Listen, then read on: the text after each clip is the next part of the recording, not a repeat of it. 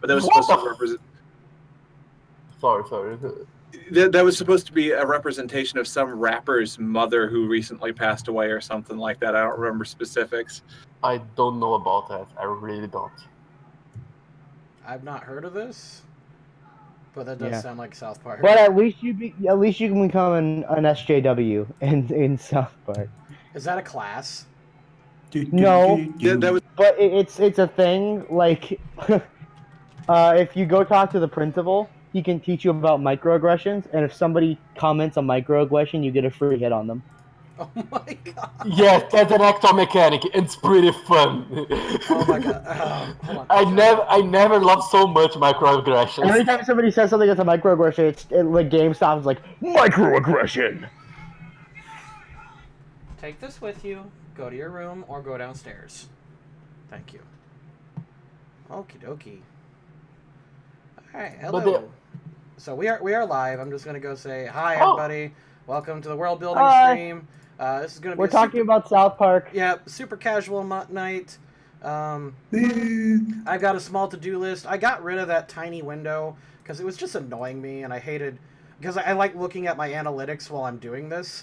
And I just realized you would see everything I was doing, and it was just awkward. Oh, I like seeing the rows.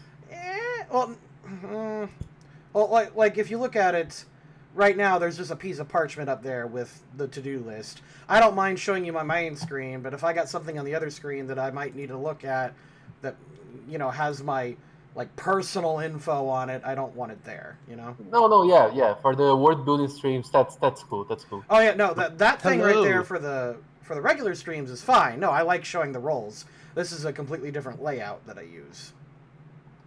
Okay. Totally understandable. You're making the GM for hire maps. Or at the very least, I'm arranging them because I don't know if I'm going to make brand new fresh maps for it. We'll just see how much time I got left. I need to go finish up my character sheet for that, actually. Sure. That's what I'm going to be doing during this stream, is I'm going to be working on my provocateur/chef. I forgot provocateur was a thing. It's amazing! What kind of food does it make, really? Chef? They can make a bunch of stuff. No. I mean, ribs. A fucking provocateur chef. What kind of food it would make? The alluring kind. One would only assume. I was thinking like, God, what's that word that makes you have feelings? Aphrodisiac? Oh, that's the one! Yes. That's what I was looking for. Thank you. I got you, Stuart. That's not just feelings. That's like super feelings, if you know what I mean. That's level 2 feelings. That's me censoring myself feelings. Wow, what a stream to join in on. We're talking about aphrodisiac. This is wonderful. Nothing more than feelings. Has anyone here actually eat some of this stuff, aphrodisiacs? I mean, I have never done that, no, because I don't know what they are. Like, only if you count chocolate as an aphrodisiac, because I will admit I'm a bit of a chocoholic. Actually, chocolate and sushi are kind of aphrodisiacs. Okay, I do a lot of all three of those things you mentioned, and never once have they ever connected for me. It's not a lot. It's enough to go, oh, hey, this is nice. Oh. Okay. It's not like concentrated aphrodisiac stuff. Like, yeah, okay. On my graduation trip from the high school, actually there were a lot of people selling this stuff. I didn't eat it because I found it dumb and it was very unpopular. It was very highly like for me to actually use this stuff, so I didn't buy it. But so I've never eaten or drank aphrodisiac, but I have used it on somebody else. Whoa! Wait, what? Is this a confession? Is this like? Yes, elucidation required. Where is this going? This Scotsman's intrigued. All right. Do you want to hear the story? I'm maybe. It's certainly possible as long as it's like Is super it inappropriate. safe for stream? Is it I safe? don't we get. need Oh, some oh, context. I have no intention of ever monetizing. Well, I'm running ads on it, but I guarantee we're gonna get hit with something. So I have no go for intention it. of monetizing. I just run ads. No, I run ads. What I'm saying is, like, I'm not. I hold no illusion that these streams make any money. So Maybe Okay, one day. so- Maybe one day. I had this friend. That's always a All good right. that's a good start. We're friends. We're not strangers that you just met. Okay, keep going. Solid. And I got together with some of my other buddies, and we decided that we needed to pull a prank on him because his thing was he pulled pranks on everybody. That was his thing. Mm-hmm. It was getting kind of annoying, so we figured we'd give him a little taste of his own medicine. So you gave So him we- aphrodisiacs. Okay. We did give him aphrodisiac in the middle at lunch in school, and just waited. Why is that a prank? Oh, jeez. That sounds like doping. I mean, I remember being a teenager. I remember being in high school. That does sound like something we would do. But Yes, unfortunately, that also reminds me of something. That also sounds like something some of the people I knew would have done. Thankfully, they didn't do it to me. So, like, okay, I'm curious now. We've set up the story. We've set up the scenario. What happened? So, Go God, on. it was. He asked out, let's see, 6 girls that day. So it made him brave and assertive. Well, you're a good friend. No, he asked out 6 girls that day, but the way he asked them out is why he got turned down by all 6 girls. Hey, what the fuck? Hey, let's fuck. Pretty much. Like Impressive. I'm not a drug expert, but I imagine, like, with an aphrodisiac, you'd kind of, like, in order to enjoy the effects of, I'd imagine you'd kind of have to be aware of it. Like, was he aware of it after a while, or? We told him about 20 minutes in. Okay, so requisite follow-up question. How many of the girls slapped him? 4. Huh. That is one less than I thought. Yeah, I agree. 4 of the 6. Neat. Anyone else got doping stories? I don't have doping stories, but I have prank stories. Not that funny, but Go for it.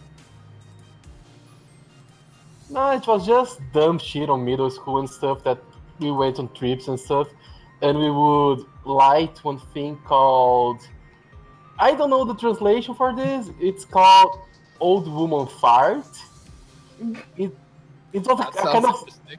yeah, it's a kind of stick that you light up and it just stinks a lot. Oh, it's like a stink bomb.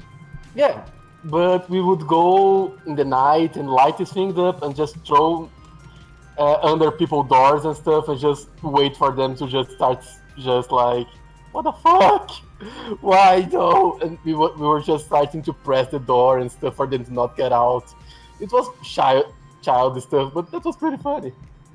Have I told y'all the story of when I got to shave my 4th grade teacher's head? Okay, I don't think you're allowed any more stories after that aphrodisiac one. It sounded like you said my boyfriend's teacher's head. Is that what I heard? 4th grade. 4th grade. Okay. 4th grade teacher. I wasn't judging. I just wanted to make sure I heard right, so I understood the context. Are you making a microaggression? Are you saying that? I think I'm making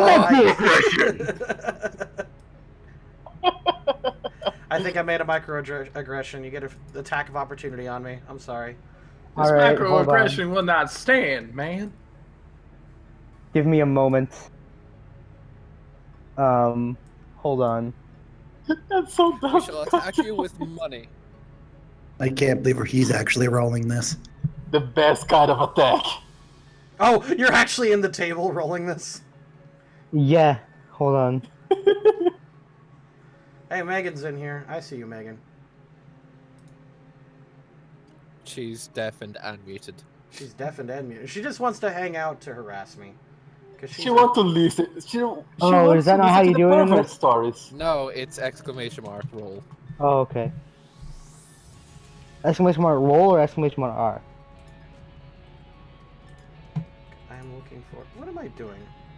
I dealt 1 damage to you, Stuart. Redacted rolled for me. Thank you, Redacted. Lord. 1 real life damage. It's emotional scarring?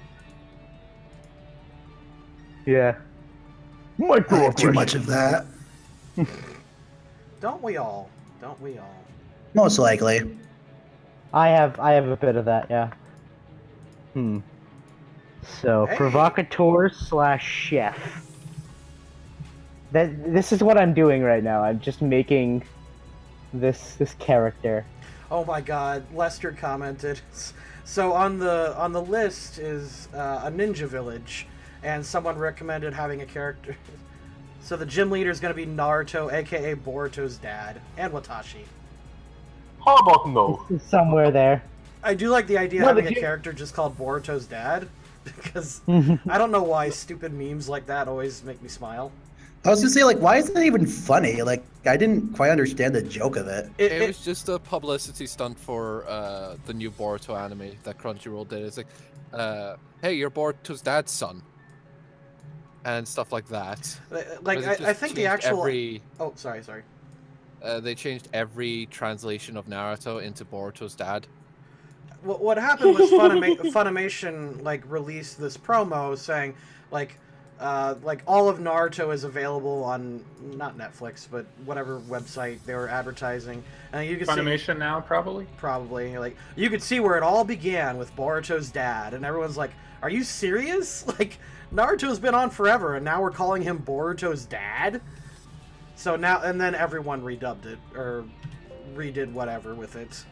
You know, you do have to assume that every episode is somebody's first, so there may actually be some people in the world out there who have not seen Naruto or Naruto Shippuden. I'm one of those them. blessed people. Those blessed people. I feel sorry for the people that had to deal with the 2 years of filler. I did not watch Naruto. I just read the manga, and yeah, I'm actually one of those guys that when I start doing something, I can't stop. Yeah, So even if I'm reading a really bad manga or seeing a really bad anime, I just can't drop it. I have to see through the end. And that's how I finished. But that's how I watched all of Naruto, about half of Shippuden, and then gave up and played the Storm games. I was told all of them were good. Naruto games are good. They are good. The Storm games are good, and they are a good way to experience the Naruto story. It's the best way to experience a Naruto story, actually. And I believe there is an actual collection coming out, isn't there? With all the Storm games? I thought you were about to say with all the Boruto games. Whoa! Well, I mean, Naruto to Boruto is a thing. Shinobi Striker, which is basically Naruto Xenoverse. Oh, jeez.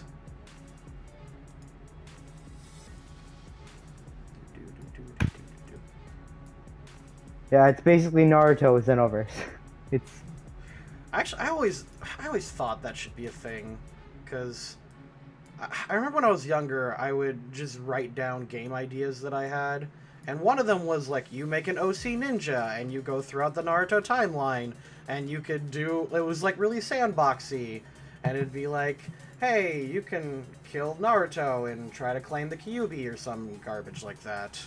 Why not make something like this for all of Shonen Jump comics, like a huge universe thing, like that game? Well, I mean, why do you need any of that when we have Sonic Forces? No, yeah. No, we don't. You can build your I love your persona. I love how finally they've revealed what the Hooters collaboration is, and it's just the Sonic hot dog. The Sonic chili dog at Hooters. Oh, what? That's almost disappointing. What did you want to be? No, really. What did you want? to be. I wanted it to be didn't something you stupid. want Hooters, it to be? Hooters waitresses dressed up as Sally?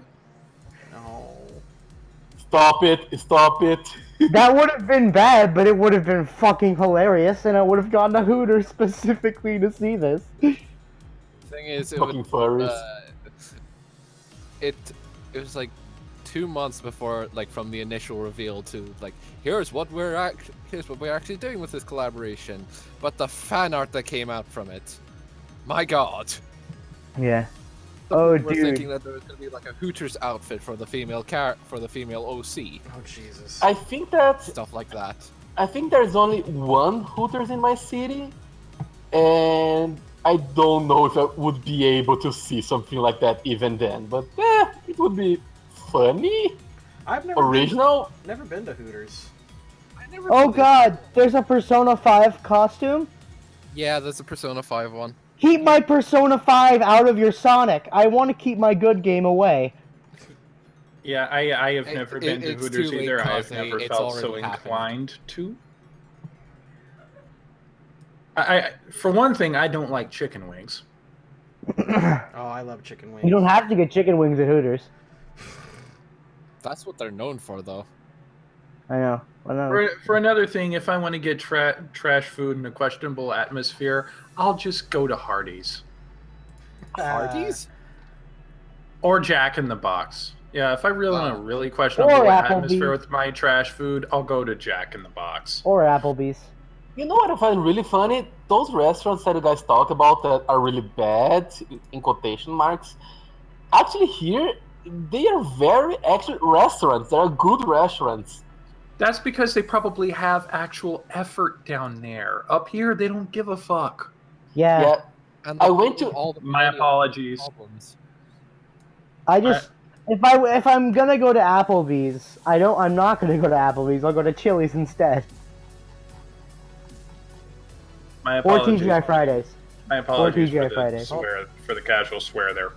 Oh, you can do whatever, dude. Like I don't particularly care. It's fine, man. Like mess up my stream. Mess me up, fam. So are we Don't still tell. telling stories about things? Are we still telling stories? I don't know. Do you guys still want to tell some awkward, bad doping stories? I've got a Walmart story. Ooh. Oh, that's Just before you start that, there is a Naruto Online game. I did There see is. that. Yeah, Isn't that a really bad one? I've been told it's really Yeah. good. I have no idea, but it's basically you can create, fight Naruto and stuff. Yeah, it's like one of those Facebook Flash games. I know Mother's Ye- Basement was shilling for it not too long ago. Go on. Sorry. So basically, the story goes like this: was working at Walmart, and in the electronics department, these parents come up to me and they're like, "Look, we're sick and tired of our kids bitching at us because we won't let them play M-rated games because they're under 10. So what we want you to do is give us your most terrifying, blood-curdling M-rated game that you've got, so we can give it to them." Go on. At that point in time, that particular game that I recommended to them, for those of you that are not aware of this game, is called Condemned to Bloodshot. Oh, God. Ooh, Oh, that game. that's a fun one. Isn't that the game Why? where there's the wiener in it or something? No, that's Outlast, the one you're thinking of. Yeah. I'm Well- glad you knew it just by that real brief description. That, The Oh, one no, with that- the that was the wiener in wiener it. in it. It's Outlast. That was Hold on. notorious. I'm looking up the game with the wiener in it on You're gonna get a Google lot right of now. porn games. But Stuart, I know the one you're talking about because that was a controversial scene. Really? Okay, Yeah, there is like- a wiener game studio. Of course there is. It was controversial because of the fact that the whole point of that bad guy, or like whatever the fuck they're called in that, is that he wants to make the perfect wife. So when he captures you, guess what the perfect wife shouldn't have? Oh no. Oh, Yeah. no. Yeah. Oh, I remember. And you get to see That that face? happen. Just so you guys know, Wiener Game Studio produces high-quality online casual and casino games. Ooh. Okay, I'm searching. I'm gonna make sure that Alright, no one can see that. Alright, Outlast. Outlast winner scene. Yes, do this, Stuart. No. I'm sorry, Stuart, but it's gonna be heavily censored because YouTube. That's. You're gonna have to like find a Pornhub or something. Oh my god. I'll. No. Okay. There. Yep. Oh no. What? What is that? Oh god. No. Oh no. No. Oh. And on this day, we broke Stuart. Oh no. That easy? Ah, that's not cool. Oh. This is welcome to Stuart Makes Weird Noises game podcast. Welcome to Stuart Reacts. Oh. No, don't do call it that. Get sued by the Fine Brothers. Yeah. Oh my god. Oh sweet Jesus. So what was this other, like, how bad is the other game? If you recommended that over this one. Well, first off, that game wasn't the one that you're talking. Outlast wasn't out at the time. Basically, about this game is the fact that there was a scene. Sorry, 1 second. Still killing people. Multitasking. Very important to kill people. It's a gun. It's easier. But how else are you gonna tie up loose ends? Jesus. So basically, what happened is I explained to them that there's one of my game scenes that actually freaked me out because most zombies and things like that don't freak me out. The things that freak me out are things like Chucky. The concept of Chucky freaks me the hell out. I don't like dolls. I hate dolls. Okay? So there's a scene where they're in a toy factory. And one of the things is they open up a door. And it only opens up about 2 feet, and the God damn it! I'm trying to multitask with 2 fingers while moving forward. This is quite entertaining. And basically, what happens is the this doll that's completely disfigured comes out and says, "Hi, I'm Countdown Tommy. Watch, I can count 3, 2, 1," and it explodes and kills a guy. Oh. Yeah. Wonderful. In addition to the fact that there's a scene where you basically see a Harley Quinn style character. Sorry, still murdering. That's what the pauses are. And what game are you playing right now? Dead by Daylight. I'm playing as Michael Myers. But anyways, there's a scene right before the doll climbs through, where you get to see a what appears to be a Harlequin holding a giant lollipop cartwheel past a one-way glass window, and it turns out that lollipop is actually a ginormous skill saw blade. So yeah.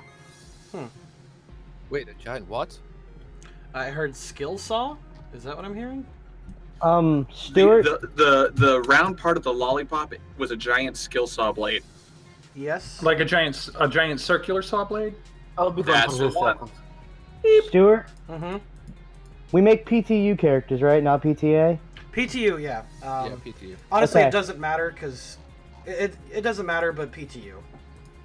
Okay. Oh, so that's level what it 1. is. Level 1. Yeah, level 1-ish. I'm spitballing a couple Ish. ideas right now. Level 1. Okay. Sorry, I'm saying Lep- ish. I'm just really unsure of myself right now because I'm multitasking. I'll okay. make my level 1 character and level it up if necessary later on. Fantastic. So that's what that was. I always thought it was just a hand buzzsaw thing, but it's actually called a skill saw. Huh. Or circular saw. The more you know. circular saw. The more you know. And knowing is half the battle. G.I. Joe! Actually, in my experience, knowing is only 1/3 of the battle because there's knowing, there's doing, and then of course there's the most important part that prevents you from doing either one of the first two, caring. Okay. Solid. That's If you fairly don't care, you won't know, and you can't do. My friends Well, have you my can friends. know. Go ahead. You can know, but not. You can know, but not care, which will lead you to not doing.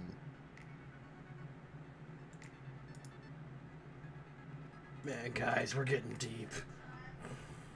My friends have a saying that knowledge is power, power corrupts, study hard and be evil.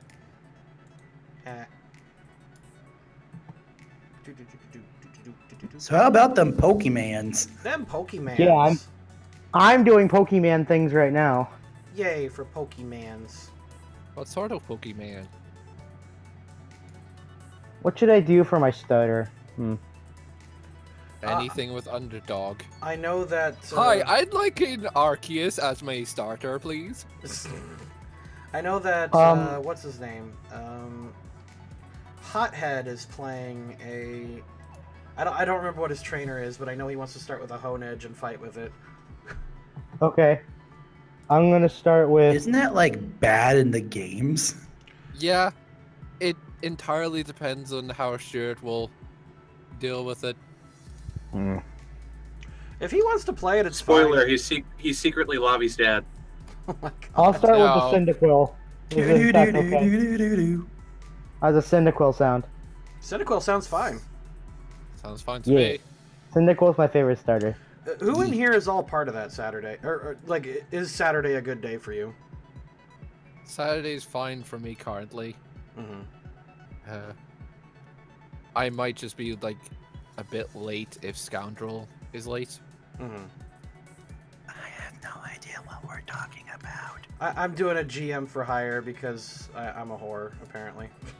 And you need to pay off a parking ticket. I do. supposedly. I really do. Like, I've had it for Wait, you still haven't paid that off? No, I paid it off. It's just I'm still poor from it. Is the problem? Oh, okay. How much was the parking ticket? Well, that's not the issue. It's just always money struggling, is what I'm saying. Fair enough. And if people want to play with me that badly, like I know I'm not special, but that's what we can do. Yep. So we have to pay to play, basically? If you want to, yeah, essentially. Like, it's not How like the fuck do you... it's not that. Okay, so you're not paying me to be an amazing DM. You're paying me for my time. Is what's happening. I wasn't like judging you. I was just trying to get the whole story, basically. Yeah, that's essentially it. I should make this bigger. I have a In friend those that cases, once though. suggested that he wanted to get paid for being a GM, and while that friend is a douchebag, he does have some decent GMing skills. It's one of those cases where it makes sense for sure because he has so little time, and what time he usually has he spends on the Pokemon tabletop stuff. So him doing a GM for hire thing, he'd need to be compensated in some way. Oh, of course. Again, I completely understand. I think it's totally fair. And I just like I said, I just wanted the complete story. Like I just wanted to put my head around it. Yeah, essentially, yeah, that is what's it. I get a lot of requests. Hey, there was a guy in Discord the other day. I haven't heard from him in a while, but he just kind of up and demanded, hey, get me Stuart's info so I can play with him. And I'm fortunately, people were kind of defending me. I didn't have to respond to that bit of uncomfortableness, but it was like, ooh, yeah, I don't really have time for that. Nobody got time for that. It's not personal, and I honestly feel awkward asking for it, and I don't plan to do it too often, but yeah. I've always said if you believe you're good enough to do something, you should be paid for it. Well, I mean, that's kind of what the YouTube channel's for. Like, I A don't... good GM? Huh? Nothing, just firing shots. Oh, okay. I didn't hear what you Shots said. fired! I didn't hear what you said was the problem. What did I lose? What did I lose? It's okay, you don't need to worry about it. You can fire shots. I've got thick skin. Because I'm so fat. Did I lose some kind of weird comment? Why did I lose? I had to go take care of some stuff. What? I was just questioning Stuart's capabilities of being a GM. They're not very good. They're not very good. No, you're right. Like, I beg to differ, but I've only been watching her about a month now, so. well, thank you. I appreciate that. I really do. Stuart, you have the best capability to be a GM. You are fun. That's the best thing that you can actually have for yourself. But and I'm going to say, when I GM games, I try to be more like you, actually. Oh, thank you. I appreciate that a lot. To be fair, I think you're both fun and flexible, which to me is like the perfect combination for a GM. Because honestly, the GM I'm more familiar with, while he can be fun, very rarely is he flexible, and it really annoys me sometimes because it kind of takes me out of the immersion. So. Right on. Well, thank you. So, I've officially been banned from getting a Nincada in any Pokemon tabletop game, I guess. Oh man, X was so salty. That was beautiful, dude. Like, Thing is, I put you know how the PTU sheets we've sent you have that wish list. For Lute's one, I put in Nincada, and he's like, "No, you're not getting Nincada now." Is it okay to say that I was honestly very terrified that night when it came to everybody like ganging up on each other? yeah, that was a little odd. I was a little thrown off too. So you're not the only one. I honestly thought I pissed everybody off because I just kind of ignored. It's like, no, I'm not letting this happen. Oh, I completely defended you or tried to defend you in the chat, mainly because I was just like I said, you're very flexible. And honestly, I explained this in the general chat when the night of it happened, but two of my favorite fights that I've ever played in D&D were both bullshit. I had a bunch of cheese. So I'm just like, at some point, I just associate D&D bosses or D&D fights with some form of cheese. So honestly, it doesn't affect me. Yeah, exactly. Like, you kind of have to as well, like, to just accept that there's going to be some bogus. Or else everyone dies. Simple as that. Rocks fall, everyone dies. I'm putting my people against Ronald Mecha Donald. There's nothing but cheese in my future boss fight. Especially considering that in the last session of D20 Modern, Stronk managed to talk actual Nazis into just being grammar Nazis. I love that. With a twinkle. That's impressive. That might be one of my favorite jokes in a while. One thing I just love, which I'm forever going to quote now, we may be Nazis. Sorry about that. We may be Nazis, but we're not Nazis about it. Oh, God.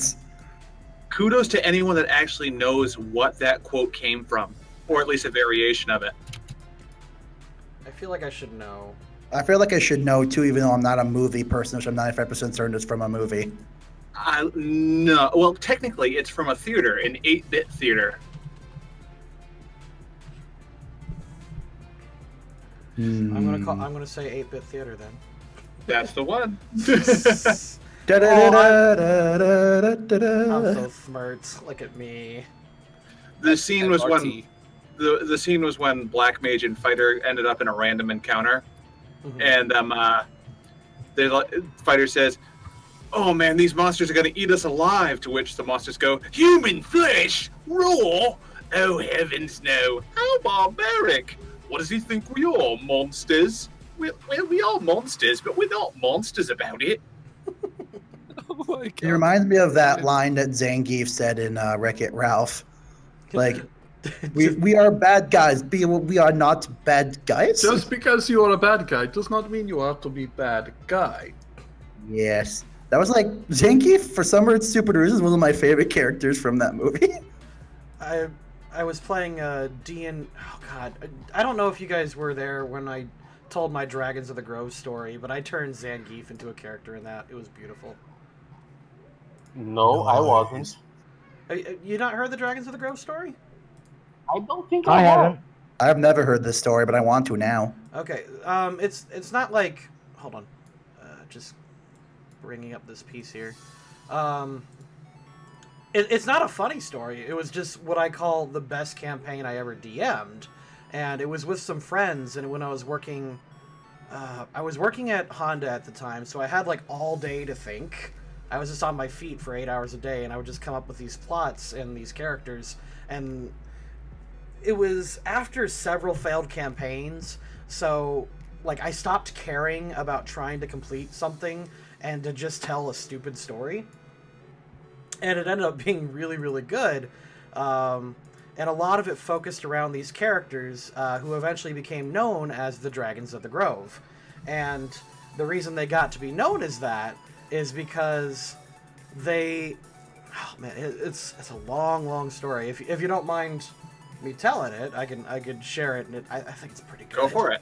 Okay. Totally go for it. So essentially, I'm probably gonna have to stop doing my thing because it's gonna require a bit of focus not to get these events jumbled up. So, the way this started, it started as a nonsense first session. Like, they were in a town, in a bar, they got a random stupid quest to, like, go purge these troglodytes from the area. They ended up, like, poisoning their food, and then gave them a bunch of food, and they all just died like monsters. And when they went back to town, they got this bar, and then they left.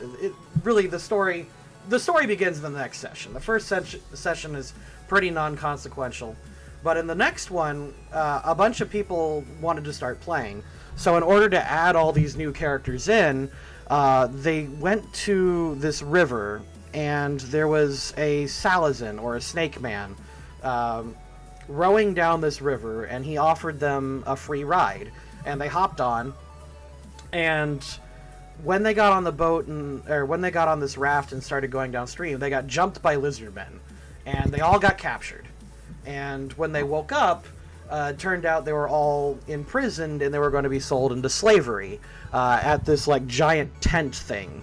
Now, in this particular country, slavery was by far illegal, at least for humanized races, or at least everyone they considered human, which for them, like, Masix is my word for basic human. Oh, Mad Bomber is now hosting me. Thank you, Mad Bomber. I forgot I hadn't done that yet. Sorry about that. Oh, don't worry about it. So, when they got there, like, half the party was captured except for my wife's character.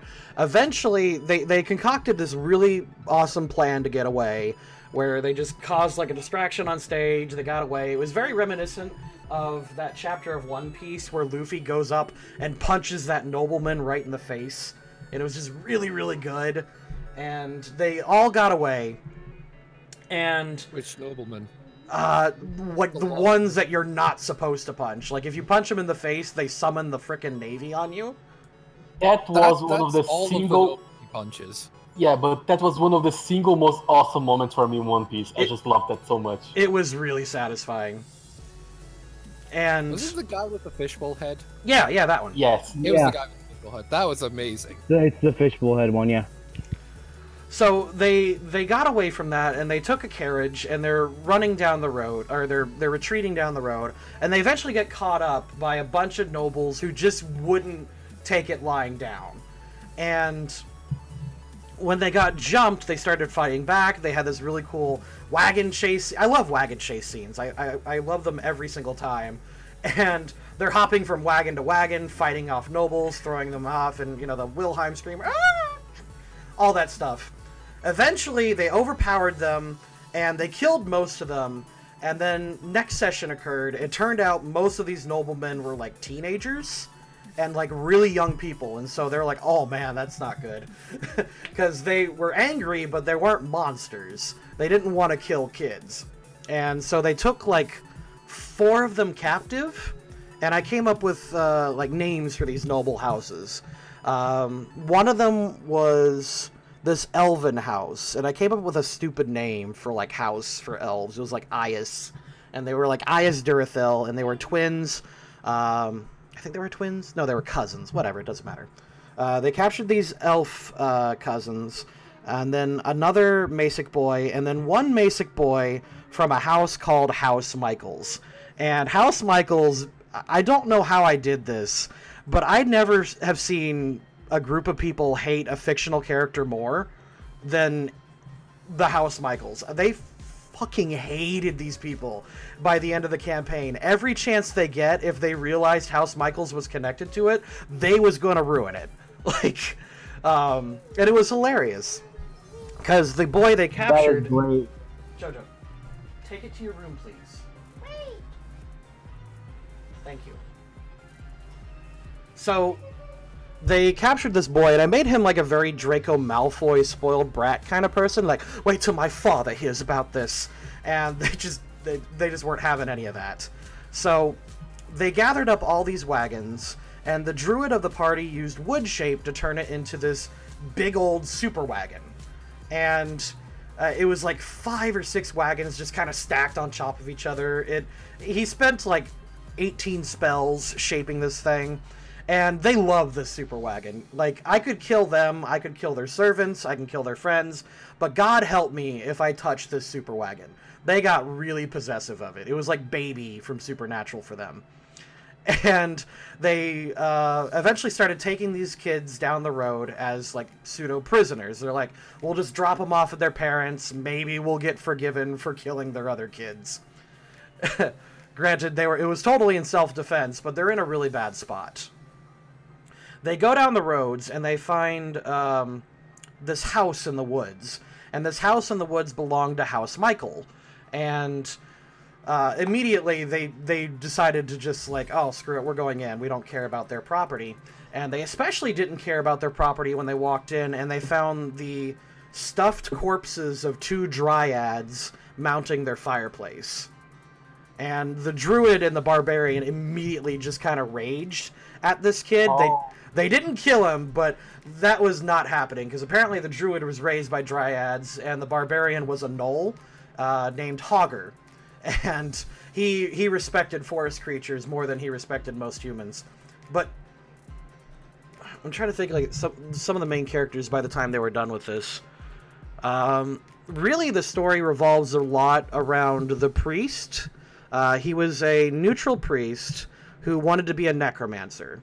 Or at least he called himself that. So he channeled dark energy. He was a good guy, and his name was Tarek. He was played by my friend Kyle. There was a gnoll barbarian named Hogger.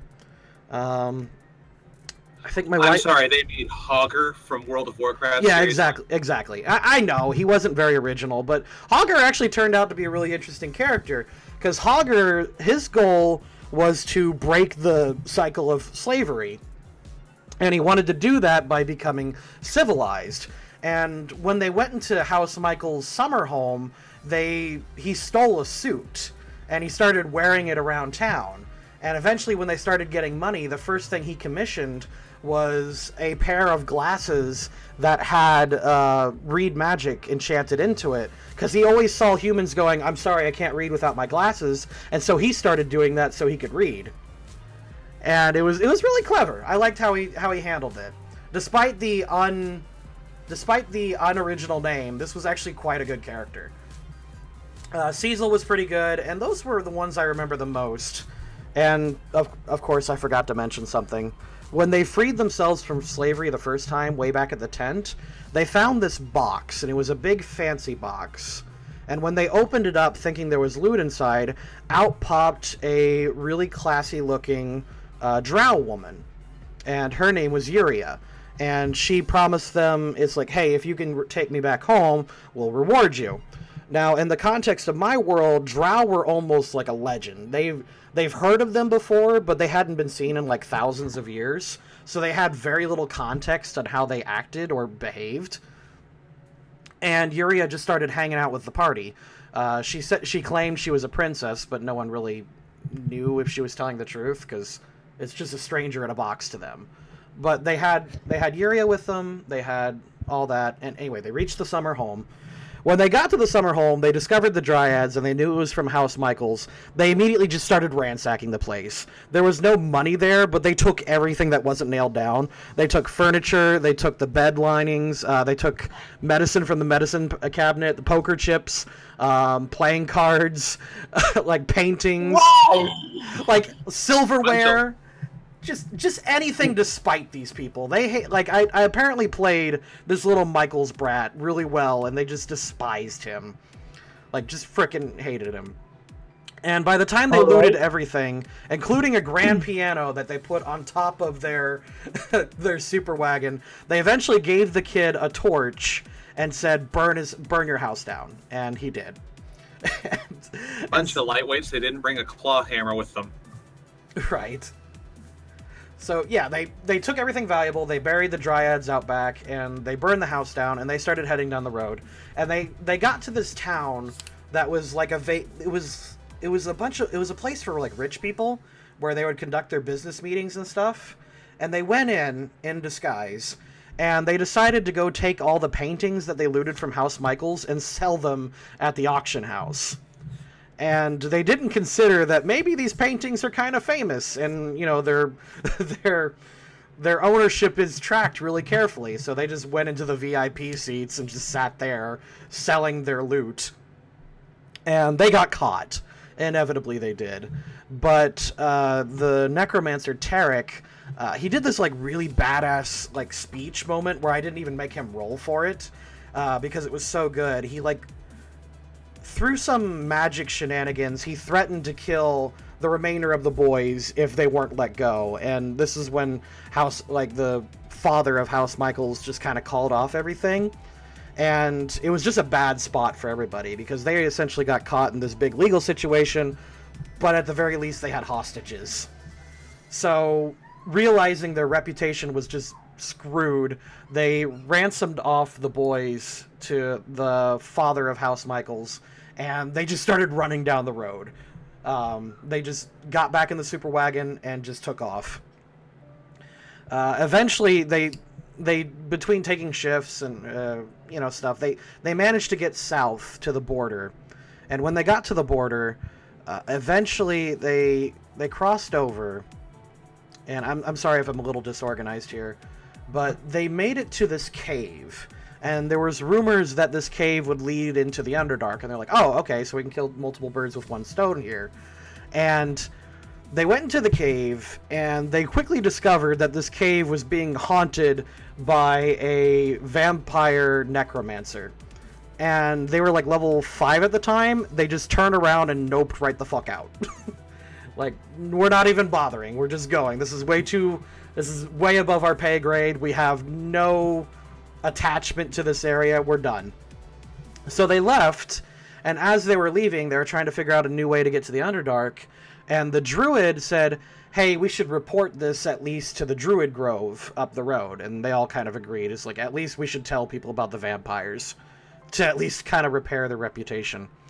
So they started going up the road, and when they got there, they found this Druid Grove, the one they were trying to report to. And this forest, the Druid Grove is in this forest, and at the edge of the forest there was an elvish camp being set up, and they were flying panic flags, or SOS flags. So the party went up to the SOS flags, and it discovered that the boy in this camp was actually one of the boys that they kidnapped earlier. It was one of the elf cousins. And he recognized them, and he was aware that they were really powerful warriors, and they said he told them that their home, which was also a druid's grove, was overrun by necromancers, demons, devils, and soul artists. And he just kind of begged them for help. It's like, I know you guys aren't good at this, or at least I know you have no reason to help us, but could you? And the party agreed, you know what, this kid was not a bad kid. They actually kind of formed a little bit of a rapport with him. So they agreed to help him. And as they were... I'm trying to think of how to...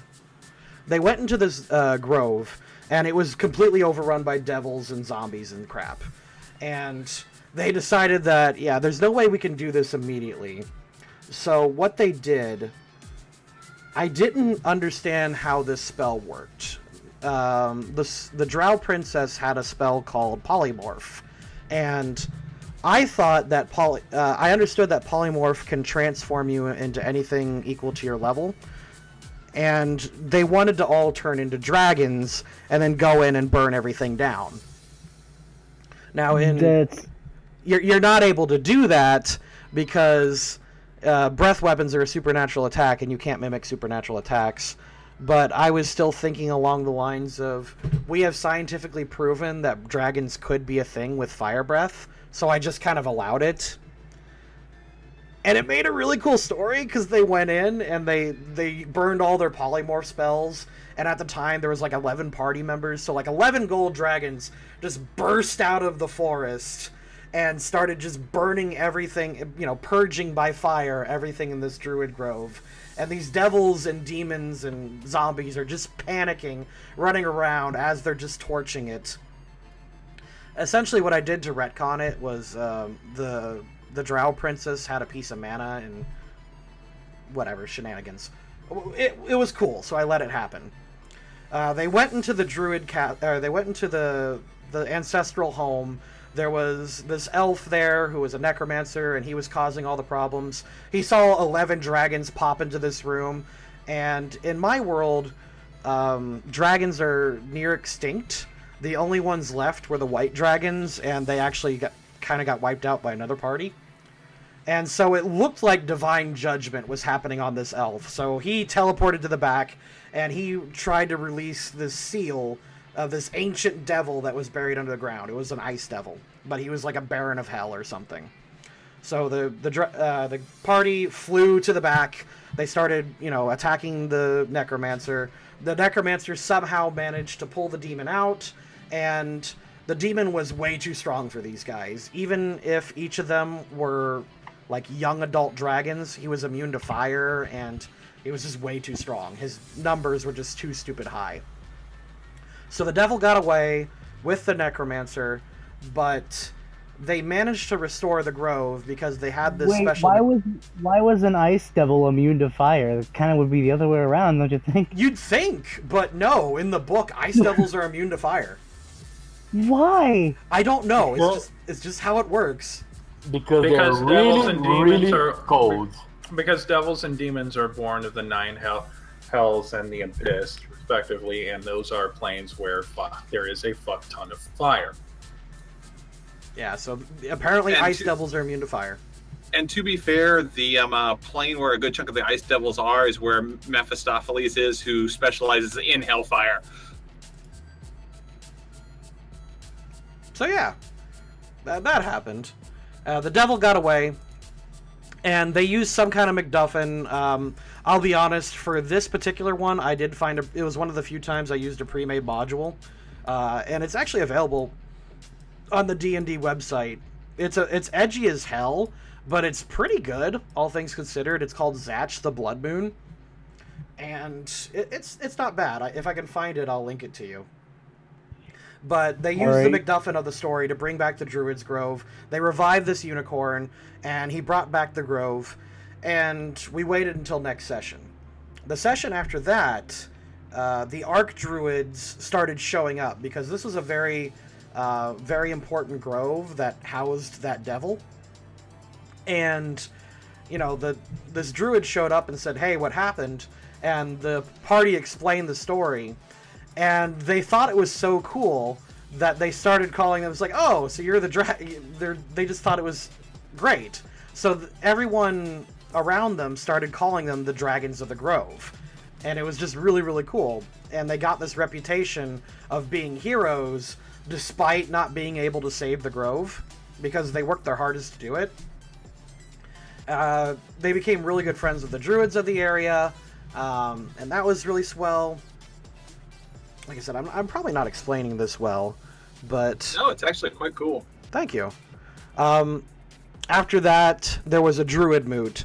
All the Archdruids started showing up at this grove. They were deciding, like, 3 things.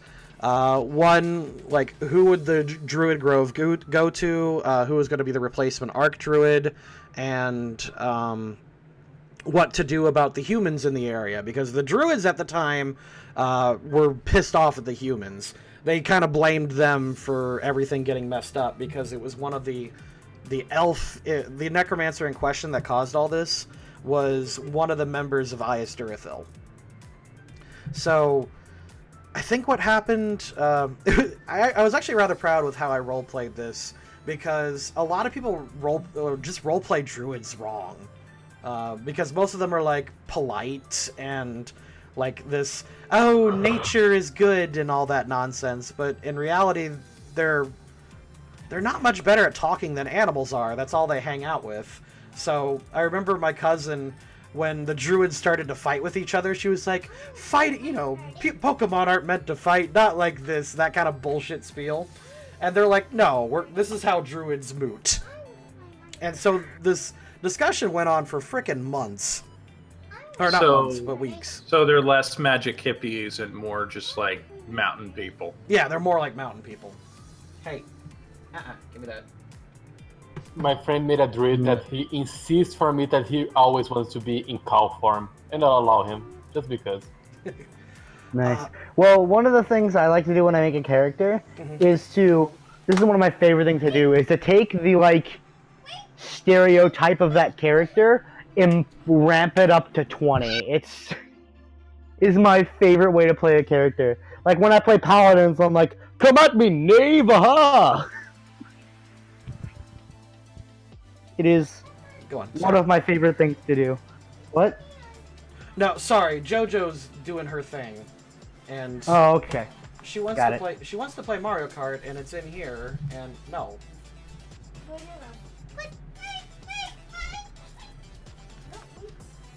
Anyway, sorry about that. Yep.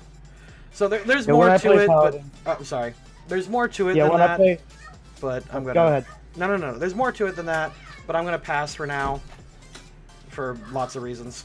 So on a related note to that story, though, what is the craziest thing that you're amazed a DM has ever let you get away with? And I would like to start. Go for it. I'll follow. In one 4E session that I was playing, I was playing a Warforged sword mage with the samurai background, modeled after Dinobots. Jeez. And he was in a world where there wasn't a lot of Warforged around. So at one time, he and the two companions that he was with were brought in on charges of having killed a princess that they were desperately trying to save from a wizard and his dragon.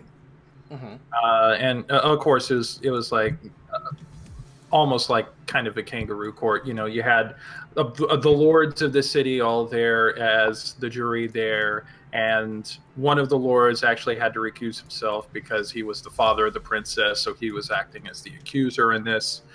And while the rest of the lords went off into deliberation, that the prosecutor went, look, I'm a very powerful man. I can make things very easy on you for this, or I can make things very hard on you for this. So just take your lumps here. I'll make sure you get off easy, and we'll just put this to bed, okay? To which my Dinobot, whom I was playing as Lawful Good, said, is that blackmail? Because that sounds an awful lot like blackmail, and I'm pretty sure that they'd like to know that you just tried to blackmail me. So the Lord just kind of slinks off, and I don't think the DM thought of anything about it. So the lords come out of their deliberation, and I go, oh, by the way, lords, there's something that you need to know, and had Dinobot flip up a panel on his arm and activate a voice recorder that played back the entire conversation that the Lord and him had had. Oh my god. And the GM didn't question it, didn't call bullshit, didn't make me roll anything, just accepted it, and we got off entirely scot-free, and it turned out that the Lord himself arranged to have his own daughter killed. Oh. To this day, I do not know how I managed to get away with that. Because it was a good idea. Did I ever tell you guys about the time I ended up taking on a orc god-blooded disciple of Grumsh? A what? Are you familiar with the Godblood template? I'm not, no. It was something that was introduced in 3.5 where certain beings through rituals and things like that could basically become an avatar to their god. Mm-hmm. So this orc basically stuck a knife in the opposite eye that Grumpsh is missing and became the eye of Grumpsh on the land. Ooh, okay. And basically what ended up happening is he took my character, who was a tiefling rogue, and threw me off the side of a cliff. Now, one would have thought that would have been the end of me, but the GM forgot that I had boots of levitation. So the GM's like, well, that's one of you. And I was like, nope, this is exactly what I'm doing. And this is the step-by-step process I stated. I told him that I was going to scream as if I was falling over a great distance and then only fall for about 10 or 15 feet. At the while of me doing this, I was going to be readying my hand crossbow with drow explosive darts. And when my voice got really, really low, I'd be aiming it at the top of the cliff and then shouting bang at the top of my lungs. So that way, when he'd go, wait, bang? He'd look over the side, and my character looked over the edge and said, hello, Poppet, and popped him one in the head. I like that. I was forbidden from having boots of levitation after that. Oh my god. I remember I had a friend, this was back when we didn't know the rules very well. It was 2nd edition D&D. He got a Trident of Resurrection, and I remember he used it as a weapon once, and he stuck it in somebody, which killed them, and then immediately brought them back. And he thought it was so funny, he just kind of let it go for a while. And it was just like an hour of this character torturing this poor bastard. Would that make it a chaotic evil weapon? You'd think, right? Or like something at least chaotic neutral. Something awful. Because it just seems like a really trolly thing to do. I'm pretty sure torture would fall under chaotic evil, but that's just me. That's why you remember what magic items you give to people, right? I remember... Oh, sorry, go on. Sorry. Omni from the chat. Would having my dumbass character face against 3 Nazi rabbits with words and have them convert to grammar Nazis count as stats? Yes. Yes, it would. So one of my characters owns a maid cafe. Really? What character is this? If you're willing to listen to a very interesting but probably long story, then I will break it down for everybody. I'm not opposed to it. It just, like, I ranted for way too long, so if everyone else is okay with it. Fine by me. I'm cool. It's not like we're doing much right now.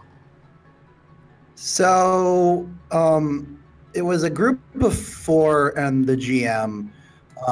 There was I believe a dwarf monk, oh my god, I think there was 2 dwarves, an elf, and me, who was a human cleric. I like support characters, so I always like playing like the healers and stuff, but that really has nothing to do with the story. I made my character, her name was Bedelia Parthenia, basically the most maid-ass name you can think of. She worked as a barmaid in a crappy town and was doing adventuring on the side. Although I was level 10 and my GM told me like after the fact, you do realize that level 10s are considered like above normal people, right? And I'm like, no, because he never told me this before. But we were playing a one-shot of A Deck of Many Things. Oh, God. And that never ends well. As soon as you said that, Wait, well, here's the thing. For starters, I think we started at like 2 a.m. So, and we played till dawn. Was the feeling strong? I mean, we played till dawn, so it was like 6 or 7 a.m. So, yes. Was the gun still warm? I what? I don't think. Did the bullet hit the bone? I don't. Is this a song reference? Yeah, I'm not getting it either, dude. Gold earring, guys. It's 2 a.m. Feeling strong. Yep, call me a pleb. I have no idea. Yeah, I'm stepping into the Twilight Zone. I've never. There you go. There you go. I also don't know. Now you're stepping into the Twilight Zone. This is a madhouse. Okay. Sorry. No, it's fine. It's fine. I was more apologizing to the song guy. Well, either way, everybody accepts each other's apologies. So I think the first thing I did in the entire campaign was cast Detect Magic, and he made me make a Wisdom saving throw. And I'm like, okay. I think my eyeballs started to burn. You know, like not like physically burn, but like that concept of just like, ow. So then we got to the deck of many things, and I don't even remember who drew, but long story short, one of our characters got sucked into the void, came back through a wish card, got killed himself before he got killed by, I believe it's a wraith or whatever the monster card is. I believe a couple of us got our alignments changed.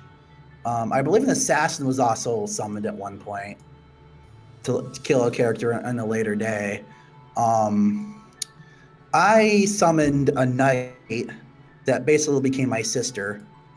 And you summoned Saber? Okay, I actually know that reference because I'm trying to get into Fate, but I'm not sure how well I'm going to get into it quite yet. But I'll explain why I'm interested in Fate a little bit later.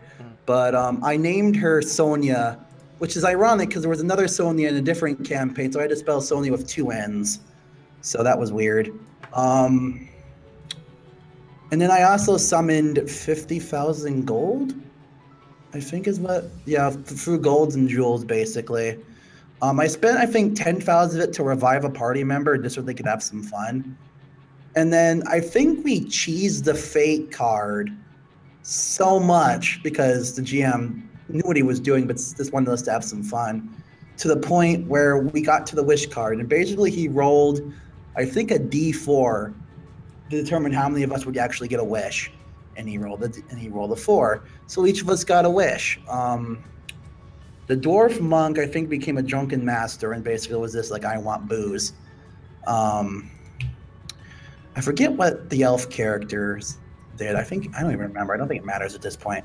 The other character wished to be royalty, and it worked in other things for the side campaign this is taking place in. Although he rolled, basically the GM allowed you to roll a d4, and whatever you got, like 4 would be king basically, and then so on and so forth. The GM rolled a 4, and I don't know if it ever approached it, like it ever came up in the store, because about a couple months after that, the player who made the character who could have become king angered the entire friend group, did a lot of bad things, and ultimately left school and went back to Tennessee. And for retrospect, he was in northern New York. So let's just get the distance established. I, being the bloody weeb that I am, basically, I think, I used the money to buy the bar for my crappy boss and then made it a maid cafe. And then I wished for 10 of the best maids in the world to come work at my maid cafe. And I called it Coeurs d'Or, which I'm butchering the French, but it's supposed to be Hearts of Gold. They're also a guild, and one of the party members from another game suggested it should also be a brothel, and I nearly punched him in his face. So I was like, no, just because maids can be sexy does not mean I want it to be a brothel. So that's my story. Maids are maids. Nice one. I guess you could say that you really have it made. Okay. Whoever said that, I love this guy because I'm a bad person for puns. So, do you guys mind if I say another one? This one is when I was DMing. Sure, go for it, man. Yeah, sure. Yeah. So I was running a second level campaign, and I had a whole bunch of vanilla people to Dungeons and Dragons in the campaign. So they were just brand new to it, a mix of veterans and new people. And it was in 3.5. And basically the way it went down was this. They arrived at a dead end. And one of the players was just a complete and utter dumbass.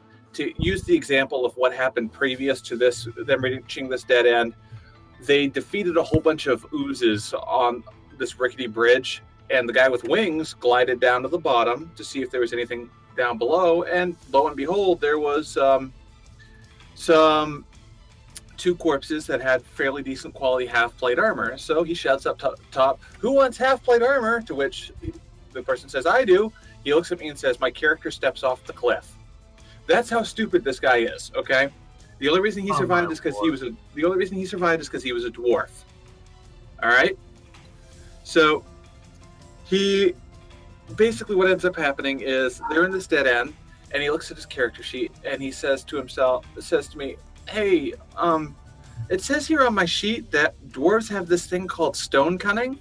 Does that mean I can look at these man-made constructed walls and determine whether or not there's a secret passage here?" And it was like watching this light bulb slowly, this hamster trying to get really lethargic and start spinning the wheel to turn the light bulb on, as it finally clicked in his head that he could do this, and stunned silence rounds the whole table. It's like, yes, you can do this. Oh my God, yay. So they find that this one particular wall has no mortar in it. So it's literally, they shoved a whole bunch of bricks up so that way they could just take it down and keep doing this over and over again.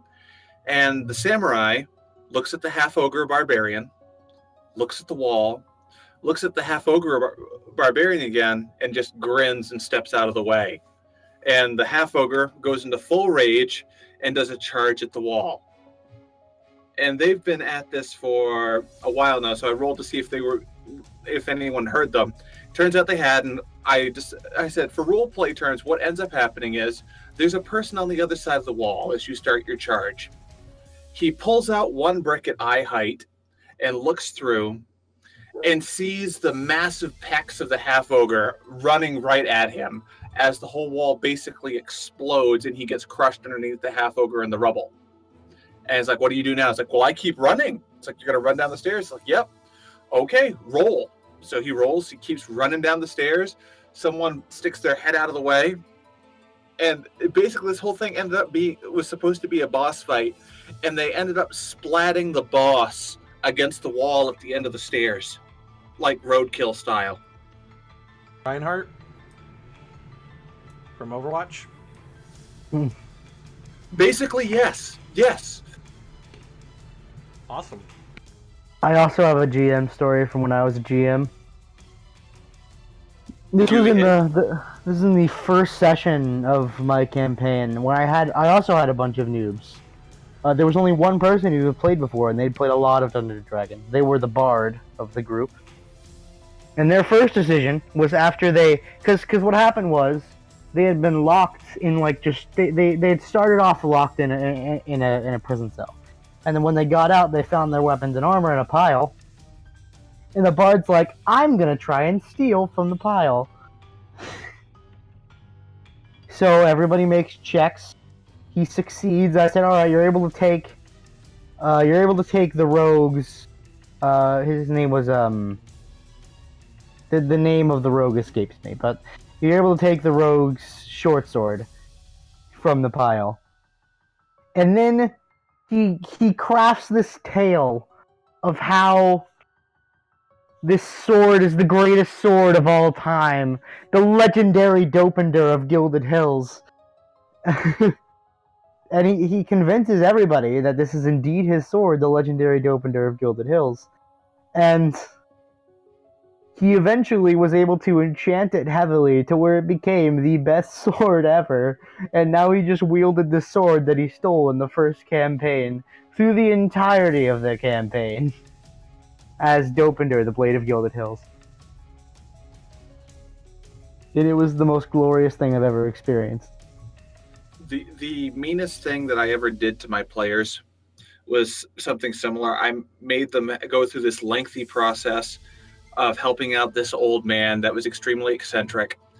And he said that he had the most insane item that they've ever seen, that they would have never seen before, but he'd only show it to them if they helped him out. And they finally helped him out this lengthy quest that almost saw like 3 of them killed. It was terrible. And I felt so bad for what I was about to do with them because I had already planned on this. And I didn't realize how hard it was going to be for them. They get back, and it's like, okay, old man, what you got for us? He goes over, takes open this wooden box and hands it to them and opens it up and says, it's a dagger. That's just a dagger. No magical qualities. There's a little bit of rust on it. It was just a plain old ordinary dagger. And in a world full of magical objects, he thought that this was the coolest thing ever. Okay. I'm going to go eat. I'm going to be back later. Bye. Okay. Have a good one. All right. A little something from a session that I was DMing. I had a few of my friends that were playing 5e, the Lost Mines of Phandelver. And early on, of course, there's one part where they get attacked by goblins along the side of a road. And one of the goblins tries to take a swing at one of the characters with his scimitar. Rolls a nat 1. So here's what I have happen. He misses so widely that it just goes skittering out of his hands and slides like about halfway across the path. And they're all like, wow, that thing flew pretty quickly. To which I immediately said, yes, if one of you picks it up, it's the highly aerodynamic scimitar of throwing. Its special property is that it can be used as a thrown weapon. Did it work? Did they believe you? Oh, they did. And I absolutely played it up. That's great. Now, in like a gaming context, did your players know? Well, see, the thing, it wasn't an official thing in it. It was just something that I made up in the moment as a result of that nat 1. I understand. Maybe I'm just miscommunicating. Yeah, when they picked it up, they identified it, and they said, this is a scimitar. This is a highly aerodynamic scimitar of throwing. Right on. Have you ever? Do you have any like worst stories ever? Like one time, I remember one time, I had like this massive D&D boner, and like you hadn't played in a long time, and your friend just if it lasts more than 3 hours, right? Hadn't played in a long time. Friend was like, "Hey, I got a couple friends over. Do you want to DM a game for us?" "Sure, buddy. What do we got?" And I went over to the place. It was like 13 players, and like 8 of them newbies. And oh, you poor bastard. And like, I was like, oh man, this is gonna be kind of awkward with this many players, but okay. And so we tried it anyway, and sweet Jesus, that was a big mistake, because apparently I ended up like making someone so angry that they swore that they would kill my character if they ever DM'd a game with me. Like, and like I don't even recall doing anything that bad, because I remember he fumbled, and I had like this fancy smancy fumble chart that I made, and I rolled that he randomly threw it, and they were on this bridge, and he threw it over the bridge. And I was like, well, I'm sorry, you just lost it in the bridge. It's not like, I'm not being cruel and saying it goes downstream and lost forever. I'm saying it's at the bottom of the river right now. You'll have to go get it. And apparently that was a call for eternal vengeance. So, that's a thing. I would talk about my tabletop nightmare, but that would be calling out somebody in this server, and I'm not going to do that. Ooh. Probably the dumbest thing that I've ever done in a game was I was playing Pathfinder one time, and we were in the middle of a battle. I think it was with like some giants. One of the characters, a more magically inclined one, had opened up a bunch of pits to drop the creatures into. Well, my character, a bard, the very dex focus, got the idea that she would kind of skitter down the lip of the hole, jump over it, and try and shoot at it in midair and hop on the other side. Except Why is it every bad story or every crazy story always begins with "there was a bard"? Except I don't know. Bards are awesome as well. Except, despite the fact that I was trained in acrobatics, despite the fact that my dex was actually my highest stat, if I remember correctly, either that or second highest relative to charisma, I totally fucked up my acrobatics roll. So I went down into the pit. I was stuck in the pit with a monster trying to fight it at close range. So you rolled a 1. Yeah, suffice it to say, my character got smacked against the wall about a few times, and I think that's actually the first time she actively died. Fortunately, that group had reincarnation and resurrection mechanics. So, I think I might have brought this one up. Did I tell you guys at one point in time about the priest that got knocked off a cliff during an avalanche? no, please do. So basically what ended up happening was avalanche happens, 3 of us get out of the way of it, the freaking priest gets knocked off and is basically holding like Sergeant Snorkel in the Beetle Bailey comics. He managed to grab that one stick off the side of the cliff and he's hanging on for dear life on that. The guy playing the barbarian says this, and I quote, direct words, "I tie a rope to myself and jump off the cliff." Well, GG, man. The GM rolled it, and he landed on top of the cleric and killed them both. I love it. I tie a rope to myself and jump off the cliff. And I role played exactly like this. It's like, I say, after he jumps off, I say, my character watches as the other end of the rope goes off the cliff, looks at the sorcerer and says, "Hey, how many charges do we have on that Rod of Resurrection?" The sorcerer's like, "I don't know, like 10, 15. We'll meet them at the bottom."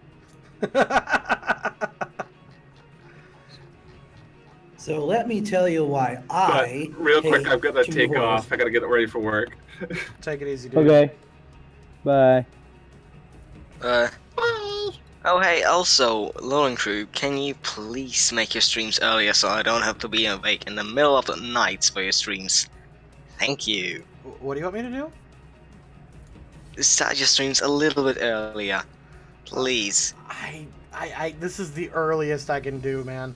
Okay, so I am Eastern Central Time, so it is 7:30 for me right now. I don't get home until 4 o'clock, and that's if I book it home. Okay. I got about an hour to get prepped and ready. Mostly it's JoJo having a family, like getting dinner set up so everyone's eating something by the time we start a stream. I'm sorry. Yeah, man. no. Okay, then it's completely fine, and then I can understand. I'm sorry. I wish I could start earlier because our Brits have the same problem. Like, we're up super late, like often till like 6 in the morning, or not 6 in the morning, like 3 in the morning for them. Yeah. And X is really good about staying awake, but Tracy, if you can't tell, has a hard time staying awake that long. And Understandable. thus was created one of Scarlet's defining traits. Honestly, that was one of my favorite bits the other day. Use one sound to define your character, and she snored.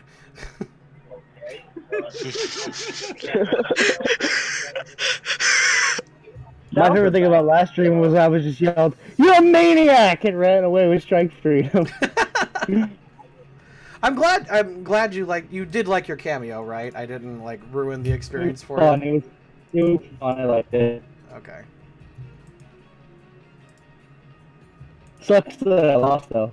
I was gonna lose. I thought I would lose that bad. You are roboting real hard, my friend. Hold on. While you're doing that, how you doing in the YouTube chat? My good/bad experience as a bard was while I was flying, I turned myself into a giant blue whale and dropped myself on a dwarf city to kill one enemy. And by accident, 35 people. I misjudged the size. Is this better? Is this better? Much better. Alright. Cool. So my first real campaign experience was with Tomb of Horrors, and now I will never play Tomb of Horrors ever again because it was like by far the worst scenario I have ever been tortured in terms of D&D. Okay, hang on a second. You started with Tomb of Horrors? Yes. I'm sorry. Why? I don't know what. Because my GM was a douchebag. This is also the guy that left for Tennessee, so if that suggests anything. That is not something you throw a neophyte into. It was bad. I can tell the story if people are interested. Anything Tomb Yeah, of I'm Horrors, interested. I generally am anything Tomb of Horrors. So this was like my first character like ever, and I made a cleric, and it was an elf. I believe I named her Lynn. Yeah. And I never, to be fair, I've never played an elf. I've never played a cleric. I've never played D&D in general. So I'm like, this is probably the dumbest thing I could have done because elves have so many things you have to remember. Clerics have so many things you have to remember. And I'm just like, my mind just exploded. We went into the tomb. I think not many stupid things happened, but we did have a monk who could deflect arrows. So that arrow section was kind of just like dumb. But I can't remember like what. Oh, I know what happened. Basically, I hated my character so much because I've literally never played a cleric before, and it was just too frustrating for me to try to figure out spells at that point. So I decided, you know what? I'm just going to kill myself. And I basically opened one of those trick doors that had like the spears behind them, and I just let it wail on me. Oh, jeez. Right. However, that same campaign, even though it ended pretty much right after the Tomb of Horrors crap, I did get one of my favorite characters I've ever played of all time. This was the time when how many people play Fire Emblem in here? I do. Me. Oh, that's I literally don't. everybody. Okay, or most people anyway. How many people play Persona? Me. I haven't, but I want to. Tokyo Mirage Session, Sharp FE. What? Yeah, I played that. It's so good, I love it. You remember Momori, right? Yeah. I basically made a character that was similar to Momori, and since I was still shitty with naming characters, I named her Memory. Because my GM made it like the age thing where you don't want to be too young and you don't want to be too old. I can't remember if I made her 13 or 14. Basically, I made her the youngest I could without having too many stat adjustments. And she was a fighter at the time because I just didn't really want to play anything else. And she had this great axe, and she acted like such a. I enjoyed playing her up. She basically would like skip and sing around. She was like the cutest character, like literally ever. And later down the road, she's cameoed in multiple campaigns, even one IGN, which I'll get into. Later down the road, she became a barbarian, and she would basically tell people to stop swearing just because I thought it was funny.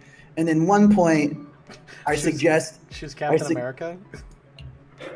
I mean, she was chaotic, so it wasn't really like Captain America good, but it was chaotic good. So basically, at one point, arrested just for stupid funsies that said if another character swore, she would probably just rage. I went through with that, and it was funny. But then I did a tournament one shot for a college thing, and I think I made the characters level, like their opponents were level 10, and I have a lot of fun characters from that, and one of them was stupid. But Memory was the final boss. I made her level 20. Basically, first thing was like I was gonna have her team up with the winner of the tournament to take down a dragon, but then I was like, I don't have enough time to figure out the dragon stats. So I was just like, well, why don't I just make a stupidly strong character and just murder the person? So I did. It was like a god one shot. So basically, you were representing a god, So the gods revived you basically, and like there was like no harm, no foul. But the stupidest thing I remember from that one shot was basically I made a warlock that was basically Nico Yazawa from Love Live, and basically if she wanted to do an Eldritch Blast, they would do the Nico knee pose. Oh, Jesus.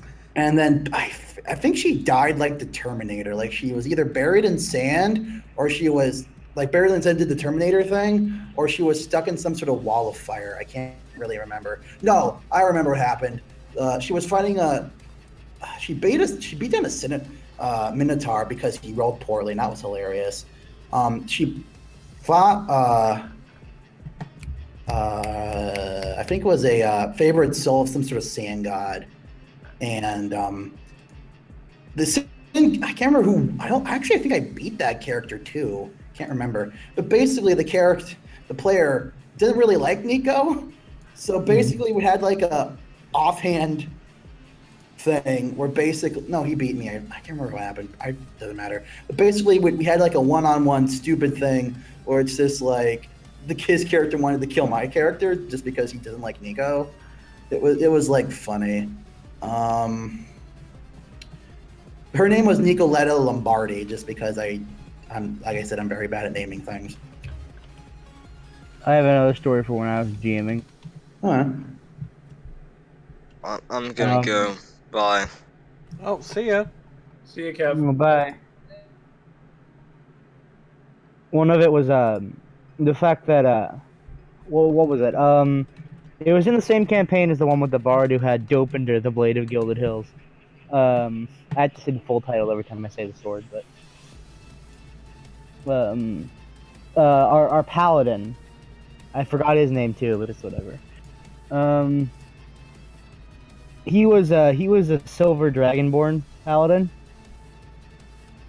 and they were like fighting these bandits or something, and they ended up finding, after they took down the bandits, they found the bandits had stolen a silver dragon's egg,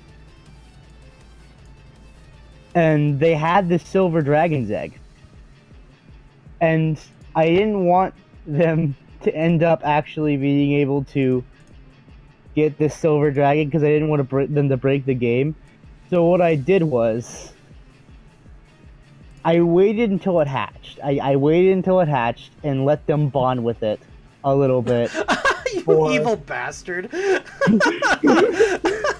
I let them like this thing that they made. Gave them hope. Son of a bitch. It was glorious. No, but what happened was they came to save this town that was being attacked by a young red dragon. And at first when they showed up, the dragon wasn't there.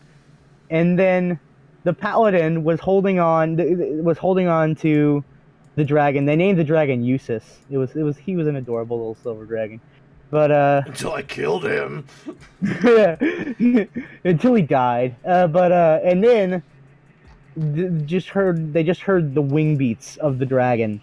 And they heard it swoop down, and before the paladin could even register what happened, the dragon had swooped in and just chomped down on Eustace, the silver dragon hatchling, and killed the dragon. I would have rioted right there, like it's totally justified what you did, because having players with something like that is too strong, but still. It's such a douche thing to do. I love it. Yeah, it's so fuck that, dude. I love it. Yeah, exactly. It's just like, oh man, you're an ass, but I love the best. It's kind. Great. Here's something that I've done in games that shouldn't have worked, but somehow it did.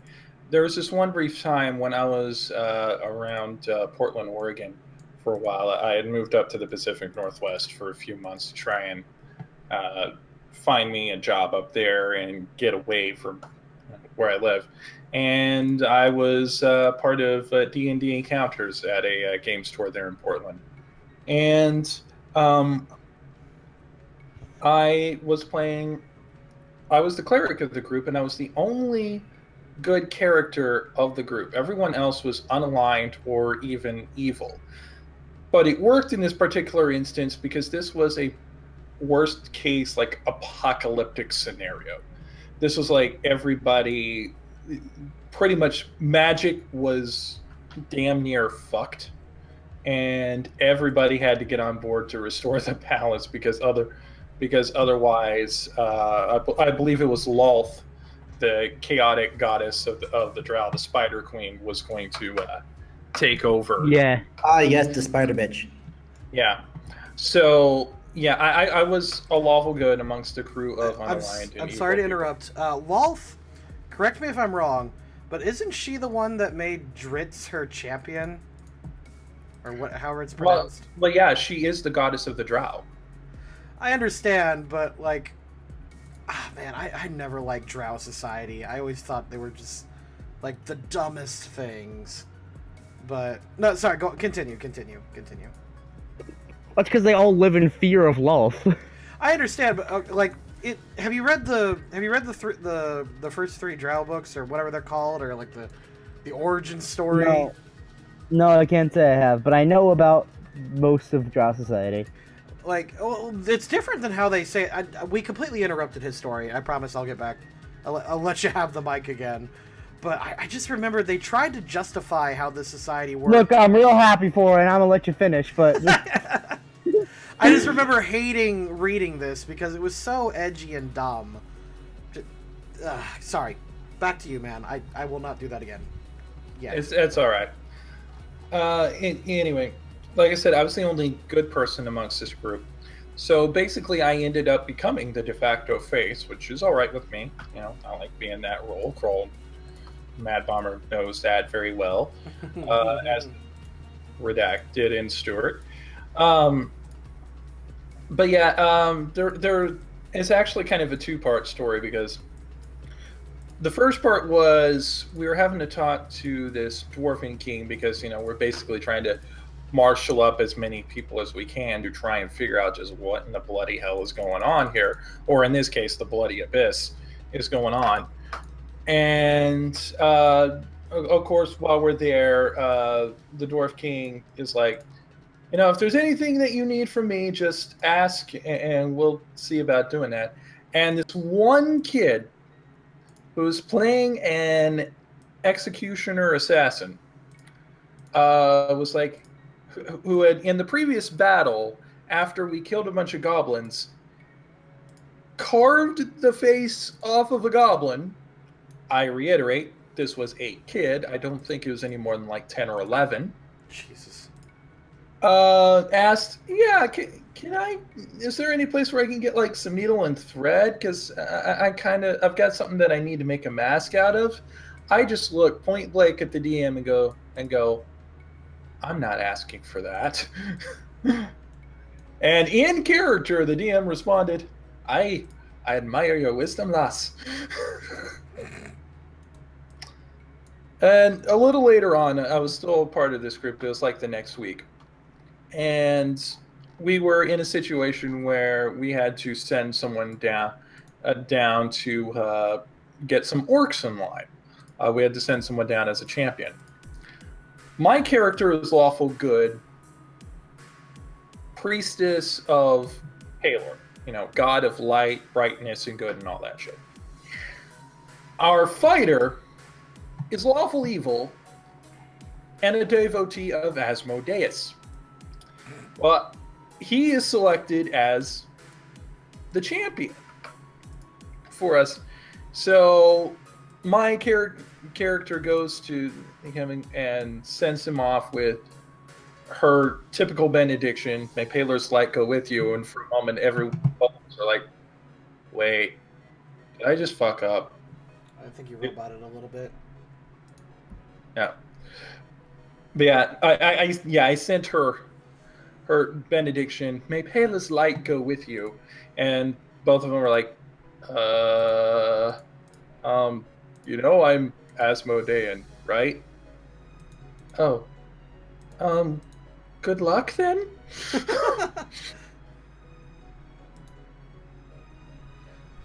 does Paylor not try to smite Asmodeans, or?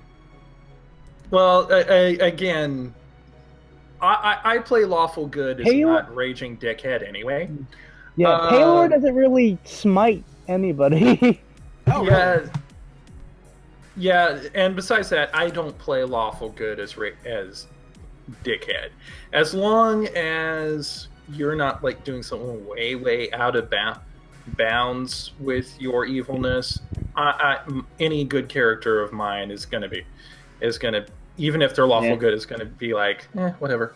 Actually, funny you should mention that, Redacted, because there was a vampire in the group. So whenever she went to use her radiant powers, I would have her call out to the vampire to get down and cover so that I didn't accidentally hit him. But that's another thing altogether. But yeah, that was just kind of an awkward thing.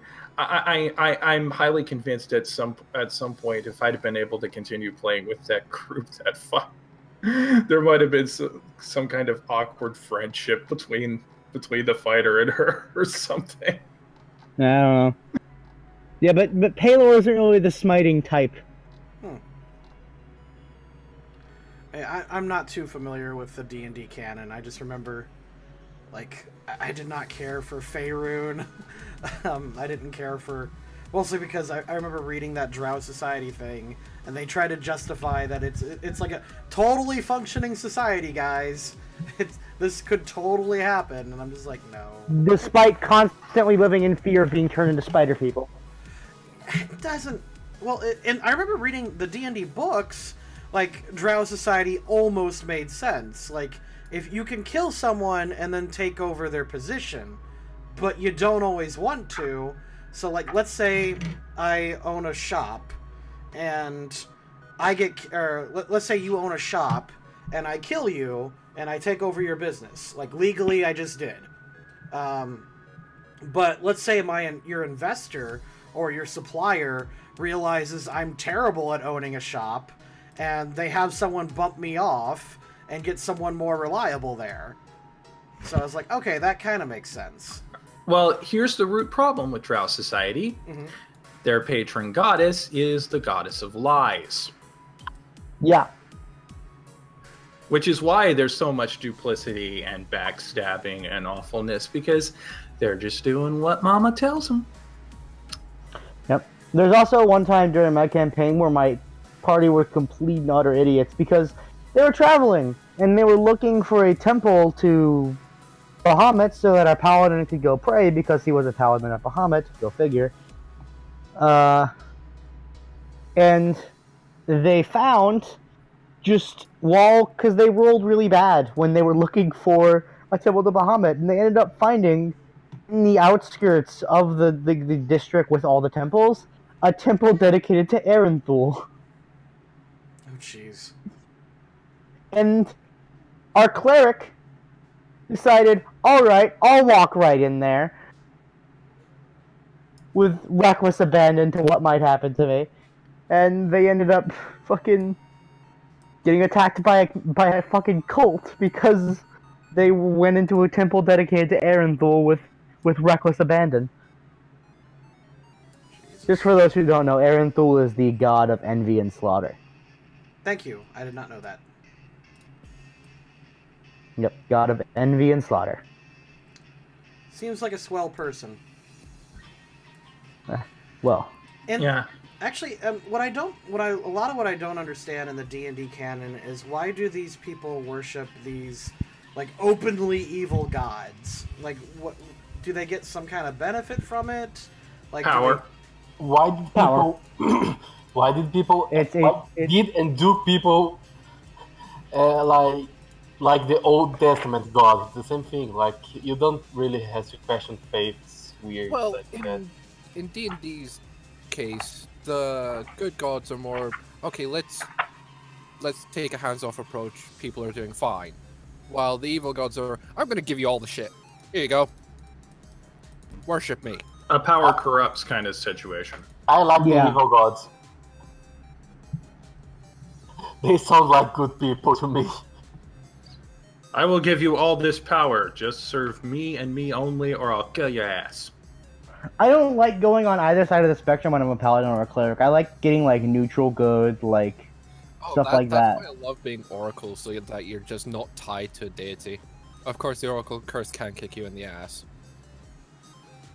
I don't know. I like actually sort of working with the oracle curse. Gives you something to sort of, you know. Oh, the oracle curse is fun when you are at least expecting it, but like, you should never multi-class into an oracle. What? But that's the only way you can become a rage prop, man. Those things are badass. I never got to play one, but they're so cool. I understand if you start as an oracle and then multi-class into other things, but I never understand people who want to multi-class into an oracle unless the plot demands it. Yeah. Stuart, I have another example of why somebody would go into these openly evil gods. So I had a character in an evil campaign that was a paladin to Erenthul, god of envy and slaughter. Gotcha. And he was he was dedicated to Erenthul because of not the slaughter part, but the envy part. See, he had been betrayed by the woman he loved for somebody else, and he envied the man she went with, and Erenthul gave him the power to slay the man who took his love. And now he's dedicated completely to Erenthul. Like, oh, thanks, buddy.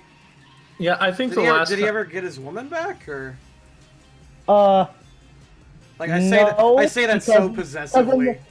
In the blinded rage of having killed the guy and being filled with this envious, just this power of evil, he ended up actually killing the woman too. I'm afraid in your rage you killed her. Oh my gosh, I'm glad I wasn't the only one who flashed back to that. No, I felt her alive. Yeah. Well, the last time that I played a cleric, even though she was a good cleric, I actually kind of had a loophole for making her act a little more badass and with a little bit of an edge to her. Because, see, on the outside, she, to most people with untrained eyes, she appeared to be just your standard cleric of Saloon. But her actual patron deity was my previous character, who became a demigoddess, who became the goddess of astronomers, star-packed warlocks, and pure unadulterated badasses. Also, the Avenger of the Gods. Meaning, basically, if one other god fucked up, she was going to come and kick their ass. So my character was... So she was built out basically as an immortal slayer. As a god killer cleric.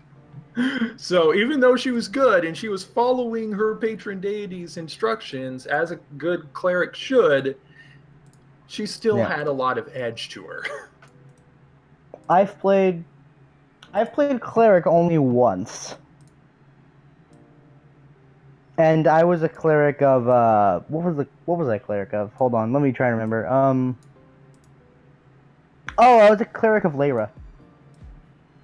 And it was very fun. Goddess of Illusion. I was a trickster cleric. It was a glorious time. And no dragon, no Ragnarok dragon. No, she wasn't Kratos. That's a lot of edge. Not that much edge, and way less chaotic. Ow, the edge. So my cleric of Lyra basically had their face obstructed at all times by magic, so that you can never know what they actually look like. It was glorious. Oh, hold on. Sorry, it's Hikari's birthday, and I didn't realize that. Yeah, Hikari, come on and talk, dude. Happy birthday! Happy birthday, Hikari. I'm sorry. Happy birthday! I didn't. Oh, dang! Happy birthday, Hikari. He mentioned that on the stream yesterday, and I completely forgot about it. Sorry. Happy birthday, Hikari. Happy level up day, man. I must have missed that. I'm terrible. Happy fucking birthday, Hikari. God damn it. So, Hikari, I'm sorry, bud. I had no idea. Or at least if I did, I probably forgot, because I'm an a-hole like that. I don't mean to be. Hikari, us October kids gotta stay together. At least your birthday exists every year. Oh, he was calling the guy who killed his girlfriend Kratos is what he was doing. Okay. Okay. Gotcha. Oh, that guy? He was kind of like Kratos, except he didn't have the ashes of his family sticking to him at all times, so... He also was not trying to kill the god who had him do it. He was just... Isn't it like most of Greek mythology is just Zeus fucking up? Or you know, fucking Zeus someone, fucking. Or fucking a woman. Usually General someone who he fucking. shouldn't be fucking. Yeah, it's mostly like, hey Zeus, don't put your dick in that. I'm going to put my dick in that. You wanted to whore around. Why the hell did you marry the goddess of freaking marriage? Because, well, I mean, the bigger question is why the fuck did he marry his sister? Mm-hmm. That too. Well, in Greek mythology, incest, bitch. That's normal. Okay. So let's in see. most mythologies, really, incest is a thing. Yeah. Yeah. So remember the person I talked about that went back to Tennessee? He had a saying that that incest is wincest. I nearly punched him in the face when he said that. Most people usually say that as a joke. The people who really intend that should really not. He was a lolicon. He flat out admitted he was a lolicon. Oh god. Like small girls lolicon or underage lolicon? Okay, now I absolutely see why he would be so stupid as to put a neophyte into the fucking Tomb of Horrors. Hello there, this is a very odd conversation to come into. Oh, hi, Loot. Hey, dude. Hello. Hey, let's drink. We're talking about Dungeons and Dragons. I figured when I heard the word Tomb of Horrors. Who came in here? Yeah. So, honestly, for me, I love playing paladins at like super like extreme stereotype, like come at me, knave. But my other favorite way to play paladins is an evil paladin who has fallen. So like the one I played before, and also I played one other evil paladin. Hold on. Loot. Yeah, I have background noise. Give me a second. I played one other evil paladin that was a paladin of the Fury, the goddess of wrath and madness. And they were basically just a madman the entire campaign, and it was so fun. It has been so long the last time I actually played D&D other than Were you a paladin of tyranny or a paladin of slaughter? Yes. Fair enough. Oh, that's a question I've been needing to ask some people who is not the GM I usually play with. He doesn't think that paladins of freedom and paladins of slaughter should be playable because he doesn't think chaotic paladins make any sense. Wow. They make plenty of sense.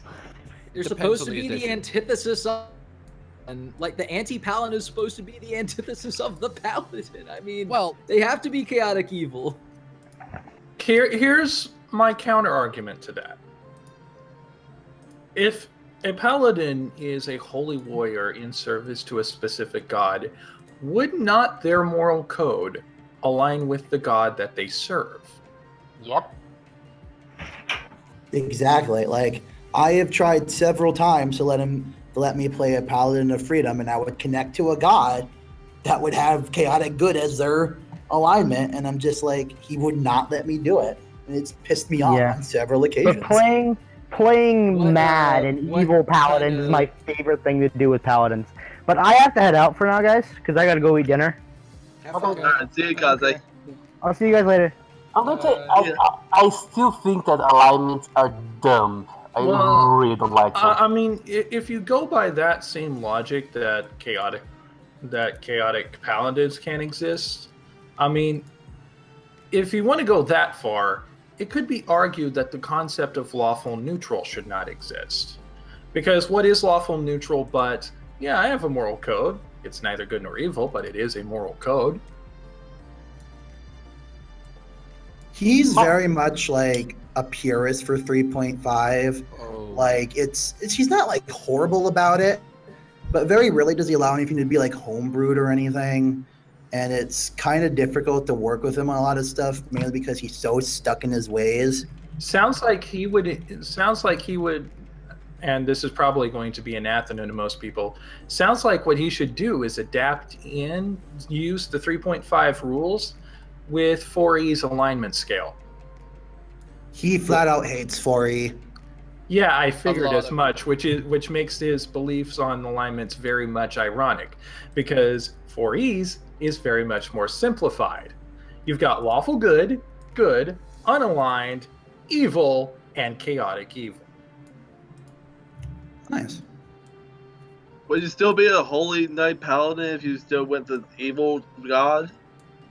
No, there's like That's the anti-paladin or blackguard. I think it's. Yeah, that's what I was curious about.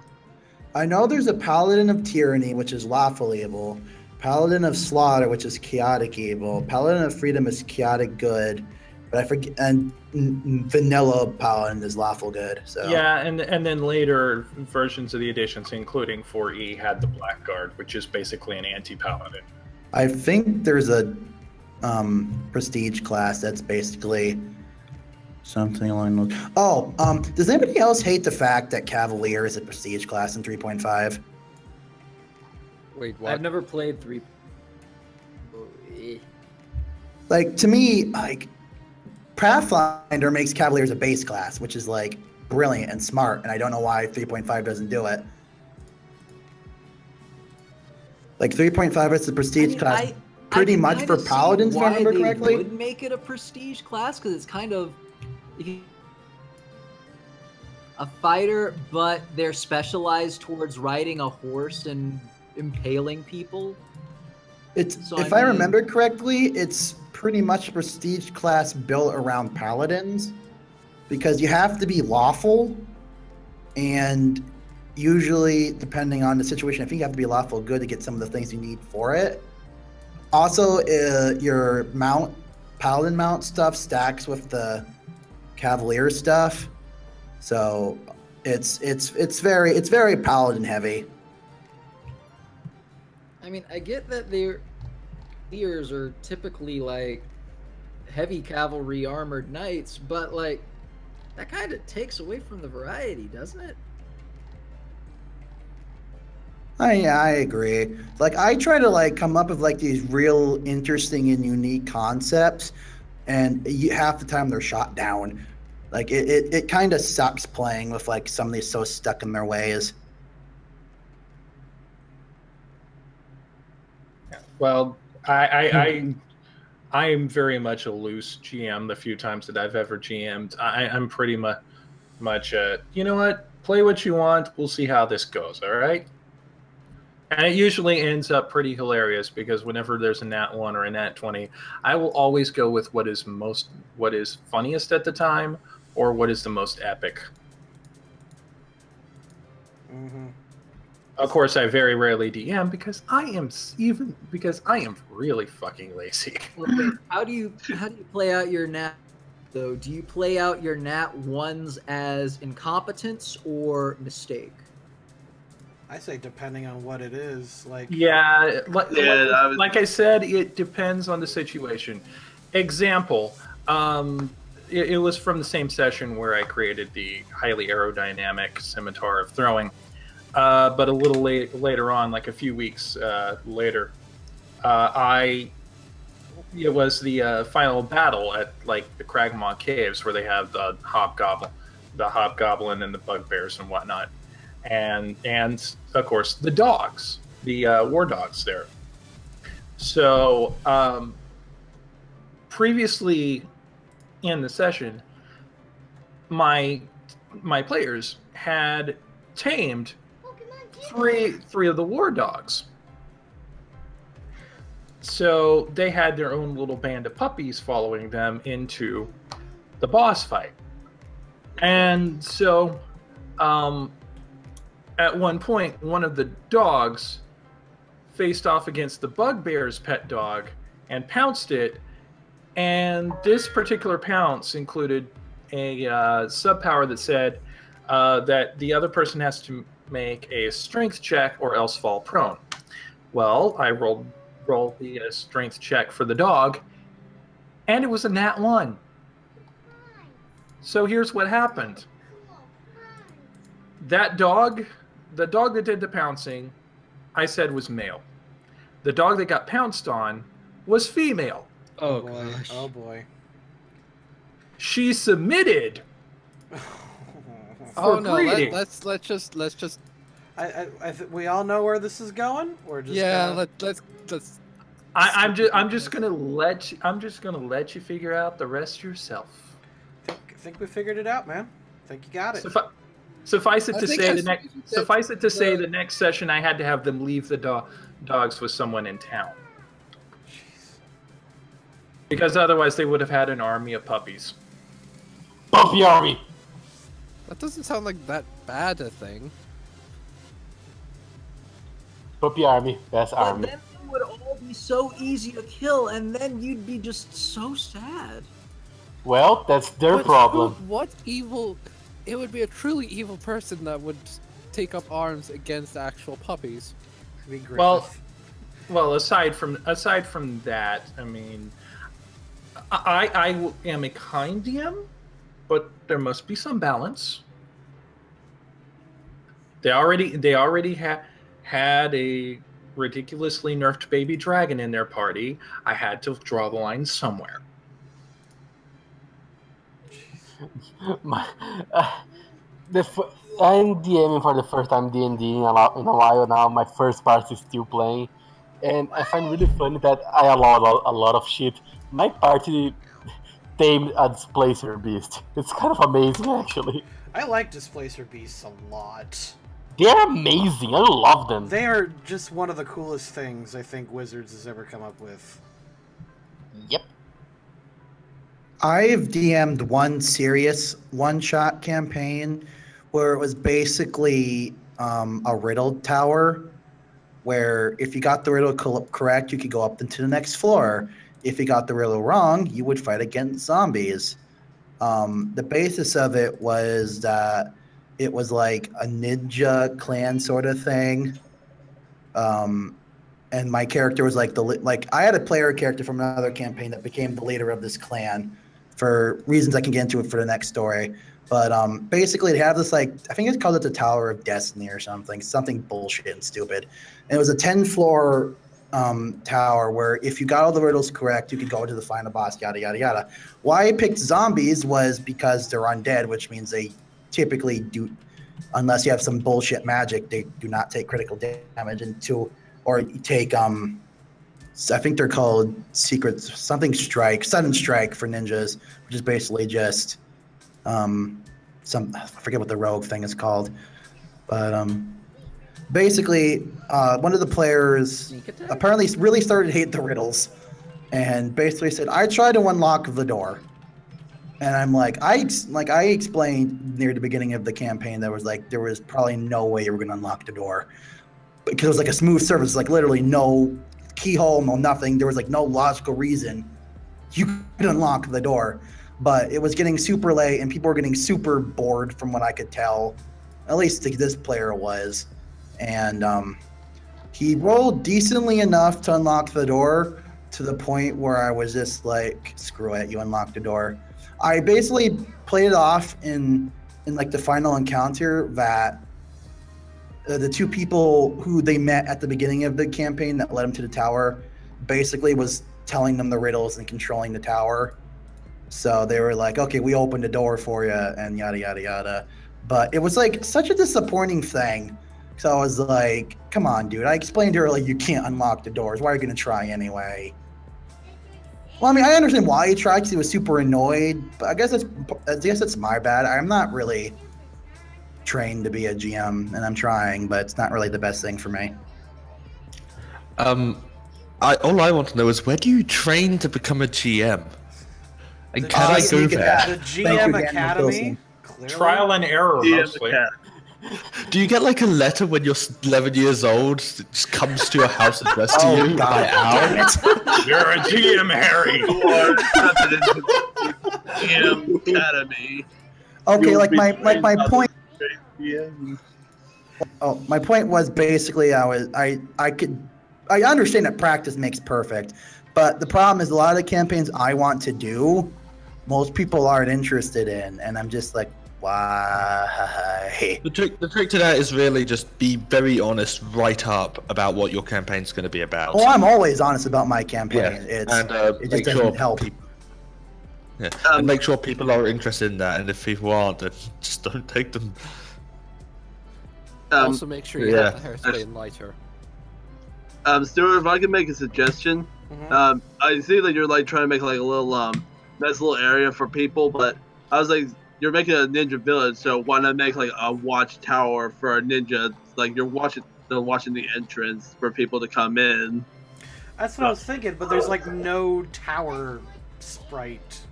Well, I mean, like you could still like put like make like a little area where a ninja like just like a little standing spot where he just watches over. It may not be like a watchtower exactly, but still like it's somewhere where the guard will watch. So they halt. Who goes there? To be fair, they're ninjas. It could be a watch tree. Oh, that's true. Well, I just put a bench there because ninjas get tired. Ninjas get tired. Sometimes ninja have to rest. When the party comes across it, you have to have this one ninja who's just slumped over the bench, snoring loudly. Well, one of the most important parts of martial arts is knowing what your physical limitations are. And that man never gave her the chance and just merely just went to sleep. And for that one ninja, his time for rest is always. Always. No, and his excuse is, I'm not resting, I'm meditating. And then like they're just calling him out on his BS. They're just calling him out on his BS the entire time. And his name is Piccolo. You're not meditating, you're napping. I know the difference. Shut up, Neil! Oh my god. So I'm sorry, I don't get to talk about D&D as much anymore after I left the toxic group of D&D players I used to play with. But I like charisma-based characters and I like support. Yeah, I've only ever played the Bard once. And she was amazing. Basically, her name was Miyuki Sanada. Shitty name, I know. She was a catfolk, which I also really adore. I really love the catfolk race. I remember the catfolk for Final Fantasy XIV. They also were cute. That's like one of the main reasons why I want to play Final Fantasy XIV. Besides, like liking Final Fantasy. Yeah. I think they were known as Mikote, right? Yeah. But yeah, I have a weird enjoyment for catfolk and kitsune. Probably just because I like Japanese culture and like mythical animals with cat ears and whatever. But I named her Miyuki Sanada. The purpose of the campaign was you died in whatever world you were from, and you were sent to this like old world. And basically, as everybody probably knows by now, I am a very much a Love Live fan. I love Japanese idol stuff. And, well, basically I made my character a freaking idol in modern day times. Yet she died very medievally. I had her head chopped off, so that was weird. She stole a piece of bread. She must pay for her crimes. Fair enough. But why I'm telling this story is besides the Bard thing. There was a joke that it was like a playoff pun sort of thing. One of the other players was playing a rogue, and she kept saying "brah, brah," or like it was "bro," but she was pronouncing it "brah." So I was like, "Yes, I'm wearing one in character," and it was just like, it was funny to me. Also, I 95%, like 99.99% of the time play female characters, so I've only ever played like one male character in an RPG game, and it was like a one shot, and I personally didn't like him. Yeah, no. Oh god, I remember one bard I played was back when I still played male characters before I switched to just constantly playing female characters. It was a halfling bard in 5th edition. Actually, it was in D&D Next while it was still in beta. My friends like were playing next all the time because because one of my friends got the beta for it, and we all loved D&D, and so we switched to Next to test it out. So I was playing a halfling bard, and this was one of the few times I wasn't GMing because I was like the regular GM for my group because I had all the rule books. So yeah, and I played him as I just played the bard as a con man, just someone who would constantly go up to places and just con all the money with rigged card games and such. And I remember the first combat was we got arrested and shoved into a gladiator arena and fought a giant crab. And at one point I tried to jump on the back of a giant crab. I rolled decently. The crab rolled a natural 20. That was fun. So the giant enemy crab struck your weak point for massive damage. Yeah. But yeah, I survived, and then we proceeded to go on some adventures, and then eventually we wound up fighting a bunch of velociraptors. I tried to jump on the back of a velociraptor. I rolled decently. The velociraptor rolled a natural 20. Clever girl. Yeah, my bard got slammed into a tree and died. That's a very funny way of you were able to do that, yet you slammed in a tree and died. Yeah. The very first session that I ever played on Roll20 was I don't remember what it was. I think it's it was another one of the 4E pre-built modules, but my character was a warden. And was a half elf girl warden, and her gimmick was that she really liked most of the creatures that she liked turning into were cats, like panthers and tigers and whatnot. In fact, her first beast form was like a panther, and whenever she'd come out of the beast form, she'd always, because she was like a teenager, she'd just adjust her hair and be like, "Oh, that was fun." Because when she get into beast form, she'd get really, really brutal, and then she'd come out of it and be just adjust her head and be like, "Well, that was fun." Oh, I realized my microphone. I realized my microphone was muted the whole time. God damn it, Stuart! I thought you were just listening to everyone. No, I was trying to be I think the most and I kept man, you assholes keep interrupting me. Come on. You assholes! How dare you! I'm gonna silence you all. Oh, I knew it! I'm surrounded by assholes. There was this one time that was DM, and I almost kick one of the guys out of my house from pure anger. How? Oh my god! I think the most. Sorry.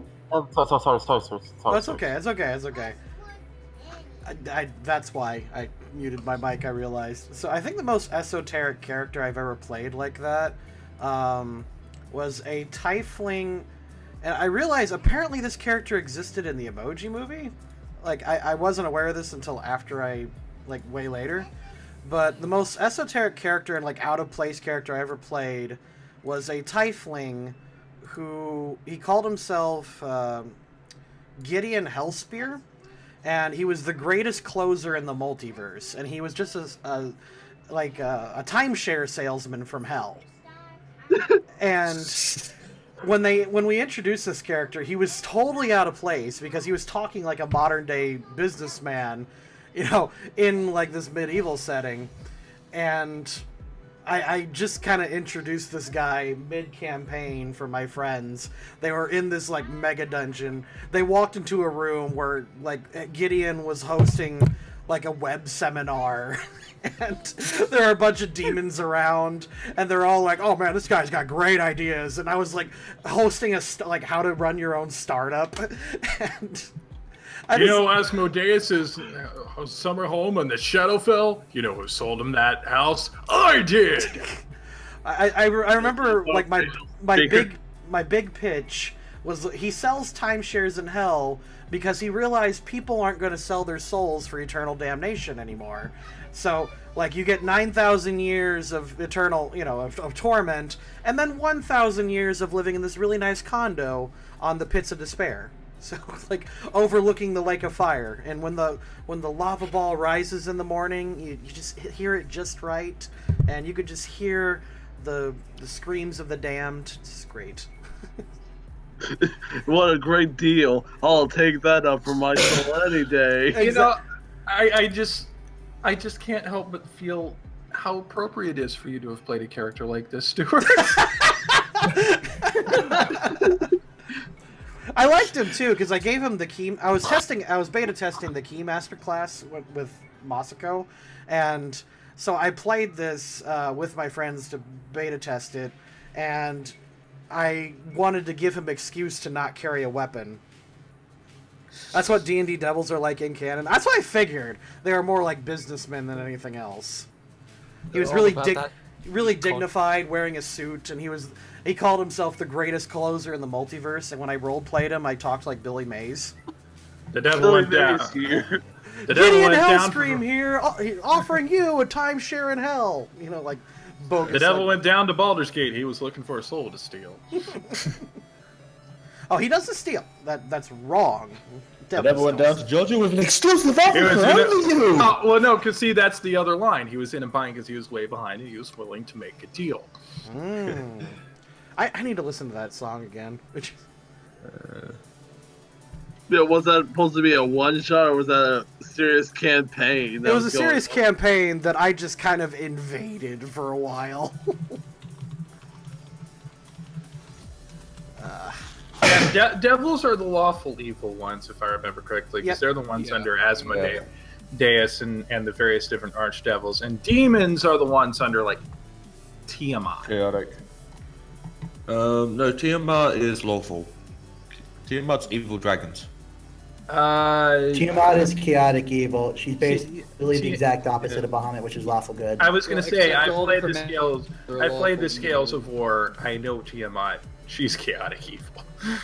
Wait. I don't typically. I guess it depends on what game you're talking about, because I mean, Pathfinder, the chromatic dragons are kind of all over the evil. Like you have Pathfinder, a lot of the more intelligent ones are lawful evil, but then you got the more stupid ones like the whites that are chaotic evil. Like that. Yeah, the Pathfinder typically the older Dungeons Dragons or the chromatic dragons are all over the scale because they're intelligent beings who can be any alignment they choose to be. They just all over the scale, you say? Hey. You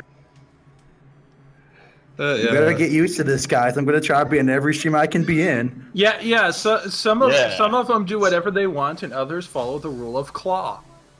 Hey. I don't get it. I don't get it. Claw law. There you go. I still don't get it. Does anyone have like I'm probably barking up the wrong tree here, but does anyone have like an open tile set of Heart Gold, Soul Silver, that stupid tower, like that Japanese-esque tower? Let me see. The burning tower? Or the burned tower? The burnt tower, whichever. Yeah, the Japanese-esque one. I found it. Never mind. Technically, they're both Japanese. I guess Chinese as well, but I found it. Thank you. I will Yeah. add that in later. Now, there's one deity from the points of Faerun, the points of light world, though, that I really actually liked and respected, and I would put into any other setting willingly. The Raven Queen. Oh yeah, no, the Raven Queen's great. Because she oh, sorry. Click the thing. But yeah, Raven. Make her a warlock patron in 5e. Don't think so. Or at least in an Earth Arcana. Possibly. I played a 5e game, and the Raven Queen was one of the goddesses that the GM used. I can't guarantee it because I was not familiar with 5e at the time, so I can't guarantee if she's an actual legit god in the game. My thinking on this is if a god needs an agent to do something that a very structured paladin or even a lesser structured cleric can't do, I could very well see them making cutting deals with warlocks. Yeah, no, I think in the book, the only warlock paths are the like the. Oh god, I have never actually looked at a warlock in 5e. The old ones, Yeah, I know the old ones is deity. one. I think the demons or devils want some sort of infernal power is one. Yeah. But yeah, the Raven Queen is so cool because she's unaligned or true neutral, so she can work with anybody. No, she's lawful neutral actually. She's lawful neutral. I'm going by 4. I'm going by 4E rules here. Yeah, no, 5e she's lawful neutral, and that actually makes no sense. But even so, that means she can work with pretty much anybody as long as they have a healthy respect for death and the dying. No, I like her because well, it's one of the like. In my mind, I've like there's many versions of death over many different things, and Raven Queen's death is the arbiter. Like death is like just the judge, the final judge of your soul. It's like just the uncaring, unfeeling. Everyone dies at some point. Yeah, really, about the only thing that can make the Raven Queen mad is necromancy. Yeah. But there's also like I kind of wish there was also the other variations of death, like death is the enemy, death is the old friend, etc., etc. But yeah, still I like Raven Queen. But yeah, the Raven Queen's pretty much somebody that anybody can get around because the only thing that she hates is the undead and necromancers. As long as you're not one of those, you're good with her. I mean, even to a certain extent, if it's not supposed to be their time to go, she will allow for resurrection. Oh, something critical role. By the way, Stuart, hey, how you doing? Actually made the suggestion of maybe add some cherry blossom trees, which I also agree, but actually look really nice in this village if you actually have any. That's mod pack. Cherry blossom trees. I do not have any. I'm probably gonna, man, if I really want to beef up this village a bit, I might have to adjust this tile set. It's a good tile set, but it's not perfect by any means. Yeah, 5e doesn't actually have any default deities. And it looks pretty. This is one of the tile sets from Uranium, and they had excellent tile sets. Yes, Jojo, excellent. What's that pinstriped thing down there? Down where? The thing that looks like a gigantic picnic box. Oh, there. Yeah, just in front of the gate to the big house. I see what you mean. Near the paper lanterns. Oh, that's just like a kiosk. Because it's still a village. Oh, yes. Yeah. Okay. It's still a village, even though it's hidden and no one's supposed to be able to go there except ninjas. Well, I imagine some ninjas go out into the world and get supplies, and they come back and like, hey, I got supplies, I'll trade it for this wacko thing called cash. For this ninja money. Money. I mean, it's if you go historically, ninjas came from all walks of life, so yeah, there could be a salesman ninja. Or there could be a ninja, hiding as a salesman. Either way, selling a bunch of ninja plushies. Are you seriously telling me like modern day ninjas would not like totally market themselves and like? God, yeah. Because ninjas are unseen and unheard, unless you want to buy our excellent merchandise. Hiding in plain sight, I suppose. Yeah, exactly. Hey, how you doing? Says, hey, where's the ramen shop? Yeah, where is the ramen shop? Where is the ramen shop? You're right. No. He's absolutely right. I gotta get one. Give me a second. Naruto will never come to this village if you don't have no ramen. Aw, man, I want Boruto's dad to come. And we're back to that. It's come full circle. Give me a second. I will make a ramen shop. Oh, Daniel Tilson, has a suggestion. Make a rock into a token, so one of the next times Bobby tries to bench press a rock, you can move it. Oh yeah, I remember during your when you actually did the one with peasant poppers. You kept when they said they wanted to pick up the rock, you said it's bolted into the scenery. I was just going to say if Stuart added the rock, that Feeney would be happy. Oh, Jello can eat it. They use he uses Roll20 to make his maps, and that's a nightmare. Holy crap! Oh god, yeah. Oh my god, I could not do that. I tried to do that. I burned down that game. I just was so angry by the end of it. I was there for that. That was a fun day. Jay and Will are nice. Oh yeah, totally. I've chatted with them a couple of times in like chat groups. Well, like during their streams, but yeah. I just realized I've been muted this entire time. Oh, hey! It's another Stuart! Yeah, that sounds about right. I always have to use like pre-built stuff the few times that I've DM'd because I cannot draw for crap. And the few times that I've tried to make things, it was like horribly out of scale. Please excuse the crudity of this model. It's not to scale. I didn't have time to paint it. I know my 5th edition GM makes it using the free reserve on Roll20, and he basically made a wizard's college as we were like talking in another village, and it's like, okay, we're going to the wizard's college. I haven't finished it yet. We're going anyway, and then we see like he shows us the flooring, and it's like 1 square in Roll20, and he has to copy and paste that throughout the entirety of the wizard's college.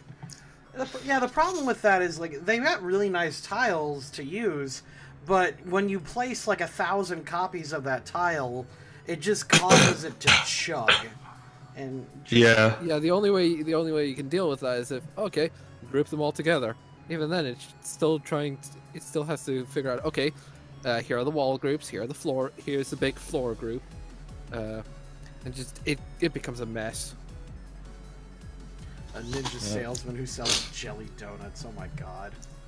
No, you gotta say it correctly. You gotta say jelly donuts.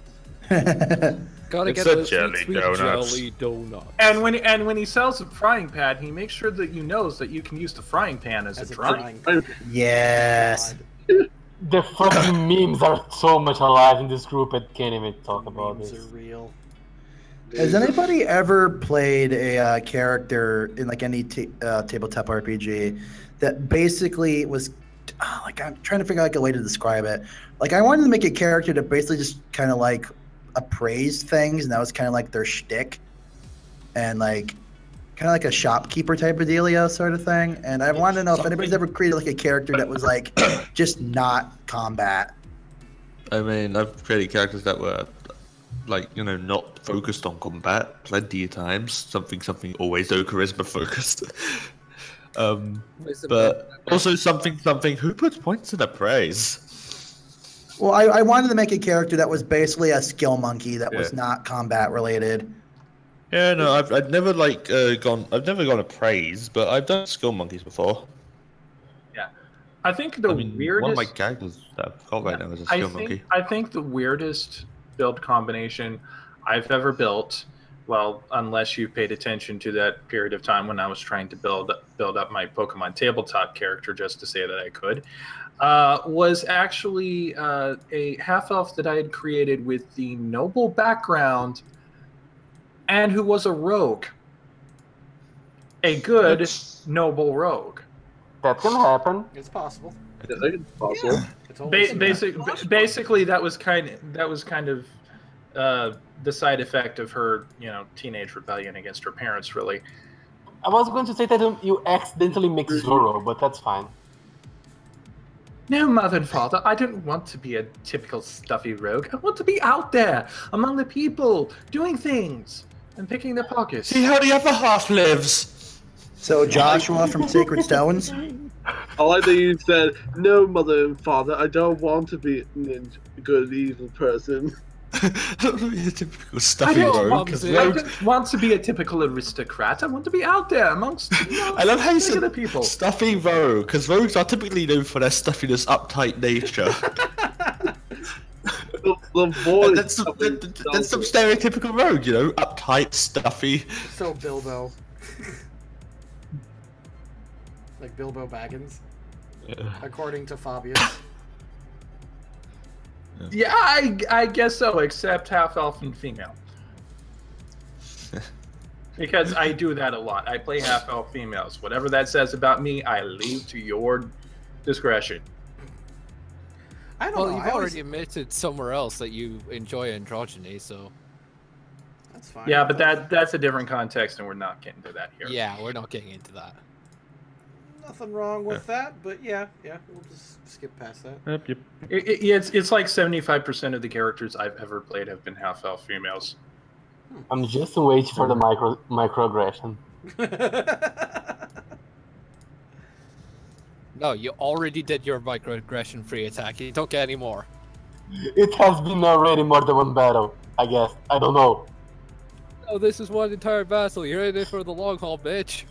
What is the long battle? Now, it was Kaze earlier that got the opportunity of attack. I still haven't gotten mine this combat. Give it time. The opportunity of attack. Have any of you ever played a character that was like deaf, mute, or blind, or stuff like that? I've played a mute barbarian. How did you do it? What's a fun? A lot of like describing very pointed glares.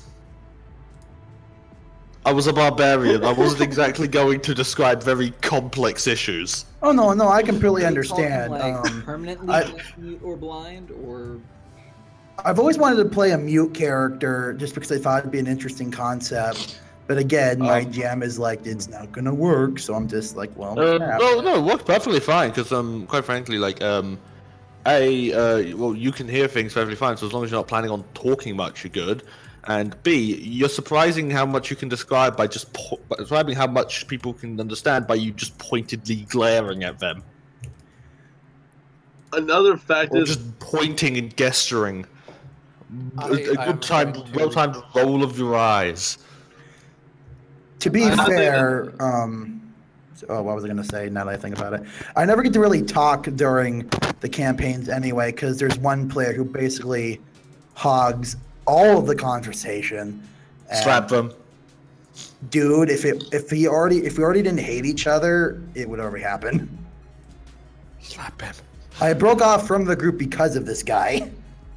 Yeah. The GM was at least bearable. This guy was a complete asshole. Yeah, no. The thing is that like the whole mute characters, I have a fun story to tell.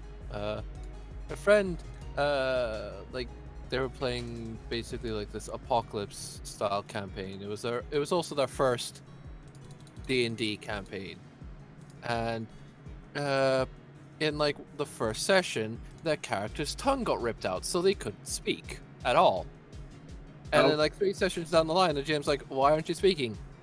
Why aren't you speaking in character?" And the guy's like, "I'm playing my character because you ripped his tongue out."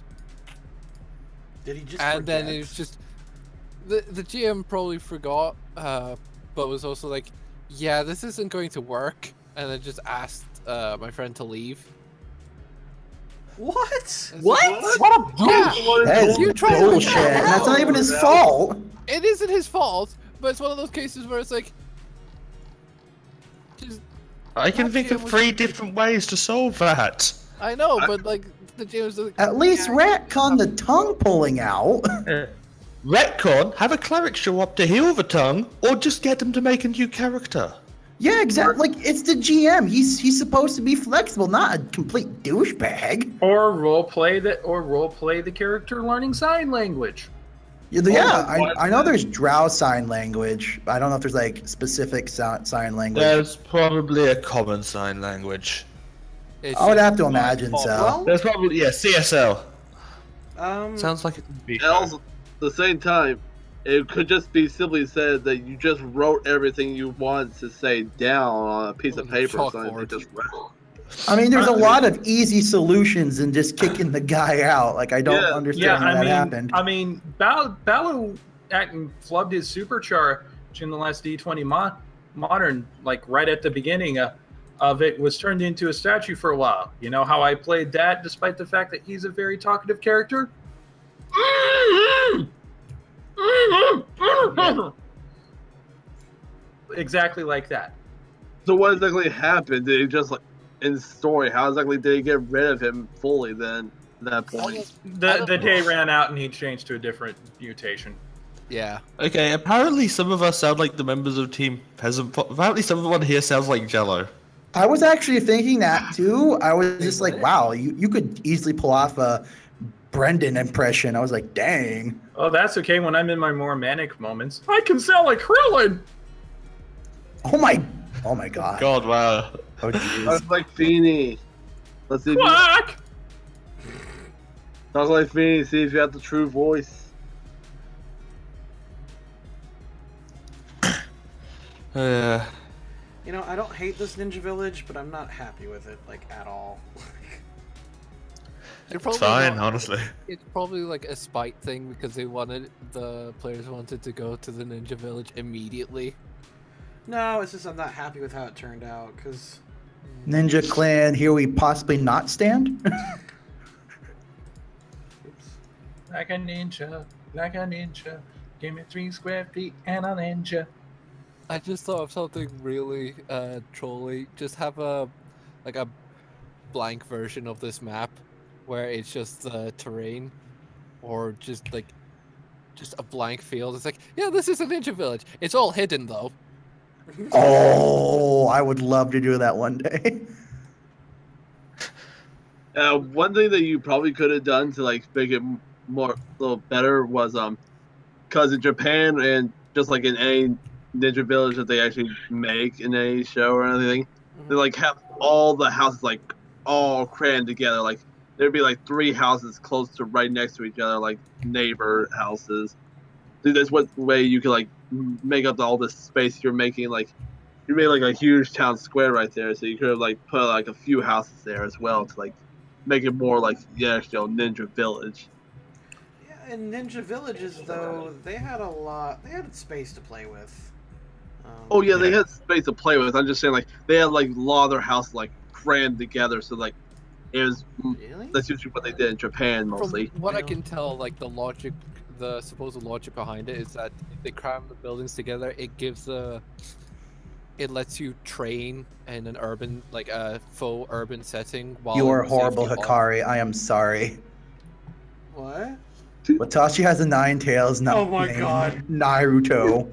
I'm like, no, that pun's even bad for me. Oh, Jello would love that though, because a Felicity would totally have. Oh my god, Jello would totally play off that crap, but no.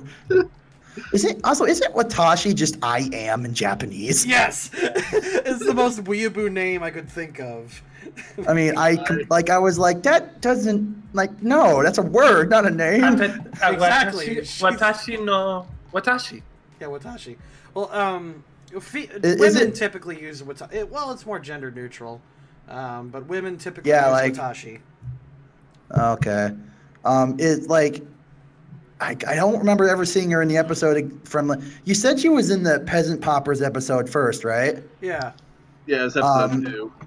Is it like confirmed that she's Feeney's kid, or like is there like?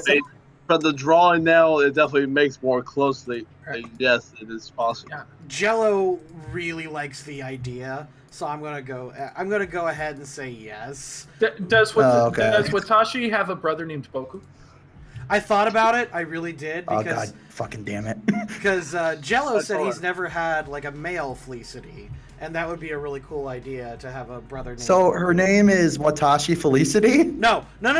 Here's the fun thing, because I was actually brainstorming with him the other day. I did see a couple of posts of that, but I didn't get to read all of it. Yeah.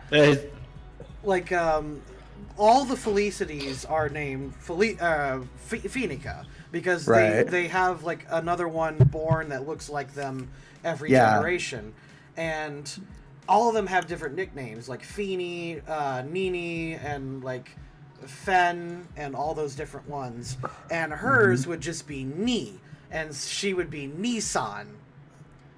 And I remember this. Oh my god, no.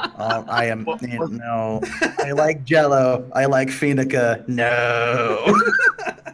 Like Phoenica is like my favorite anime campaign character, and I'm just like, she's bloody hilarious, but just no, it's just killing me inside. Jello said it's one of his favorite characters, like Feeny in general, and then having Watashi as her daughter.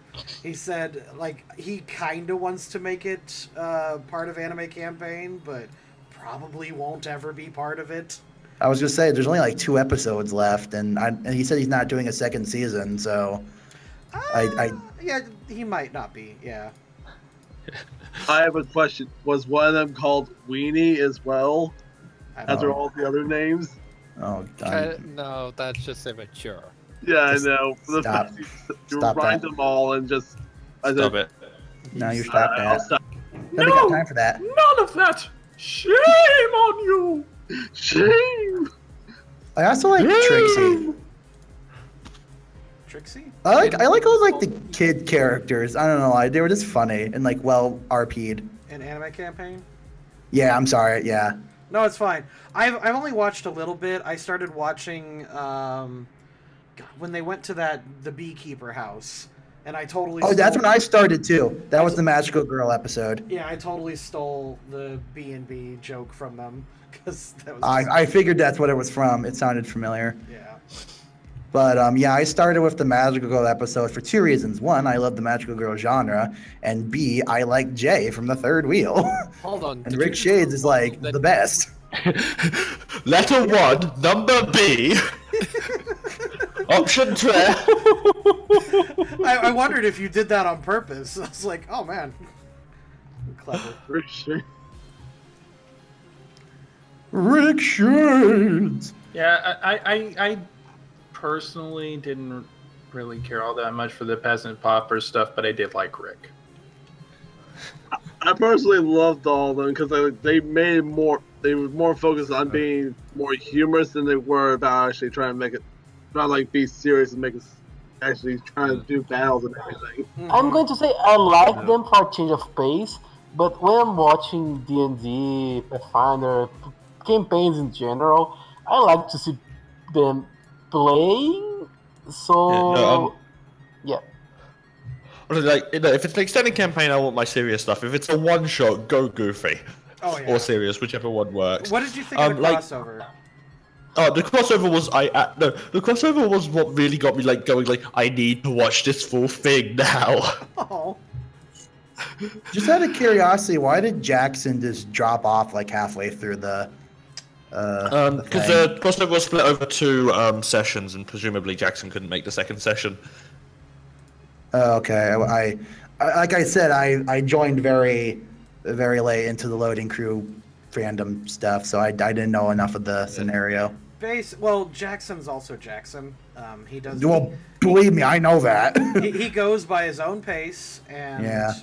he just does what he wants, and I respect that because he was a guest and he could play that how he wanted. All the power to him. Yeah.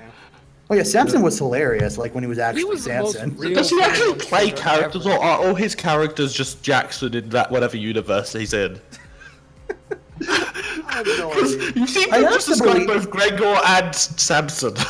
I feel like the only character that might not. Well, actually, I can't say that. Steve is probably Jackson in like a stupid format. Yeah. Steve. Yeah, I love Steve. What is Steve? He is from the Goblin stream. Yeah, they did. So Priestley Pribs. Yeah. Oh my god, that was a good. It's that was a good thing. Jay's Stabbiness channel. Yeah. It's a barrel of laughs. You gotta watch. It's amazing. Also, I liked the Kobold King campaign, and it reminded me that Magical Child is a Pathfinder class, and I want to play it someday. Oh, I need to play it as well. Also, I was just as surprised as the other party members to learn that Shersha was an elf. Oh yeah, that's right. Magical Girl's like a Saoirse sub, was an elf? like a sub of. Yeah, Saoirse was an elf. Yeah. They made the joke that Frigg, the fire character, forget her name. Oh, Said, I know who you're talking about. Yeah, she basically said, "Yeah, f those human." Frigg. Like it was like some sort of like racist comment to Saoirse, and I was just like, I feel like I should feel bad that I'm an elf, but whatever. I can't remember the exact like, wording, but it was like pretty stupid. Hey, Samar. Hello, Slow. Hello. I did like the invisible goo thing for like the ghost. That was pretty interesting. Yeah, well, now it's kind of spoiling it for those who hadn't watched Oh, it, but sorry. I'm sorry. All right. So another round question here for everybody. Okay. What is the absolute stupidest character you've ever played? And again, I will start off since I did ask this question. Probably the dumbest character I've ever played was the short time that I was playing Alternity Dark Matter with some people, which is kind of came around like the same time as like 3rd edition, but it was a different kind of a session. I created a kind of a monkish build of a character who was a mafioso. Ooh. But I spec'd him for, hand-to-hand combat. So, I mean, this being Dark Matter is kind of like an X-Files kind of a world where, cryptids do exist and things like revenants and vampires and shit like that. But yeah, the worst part of it was that when we were introducing him, he came in under the guise of a mechanic with one tiny little problem. I had put 0 ranks into handle vehicle. That happens. So my cover was broken within about 5 minutes of him arriving. Because it's like, you're not really a mechanic, are you? No, I'm not a mechanic at all. What made you figure that out? Well, you've got the tire iron on backwards. Oh, fuck. I think the weird, at least like conceptually, like role-playing out dumbest character I've played is Magnus Sparrow, world's greatest martial artist. To play, I took inspiration. Yeah, you sort of have to eat the microphone for him because to play him, I sort of took inspiration from Major Armstrong from Full Metal Alchemist. Nice. So, so he was this was a D&D next, so there were no alignment restrictions on any of the classes, so I played a monk barbarian. Oh my god. That's scary. And yeah, he sort of like the first combat he got into, I punched a goblin, got a critical hit, and did about 30 damage.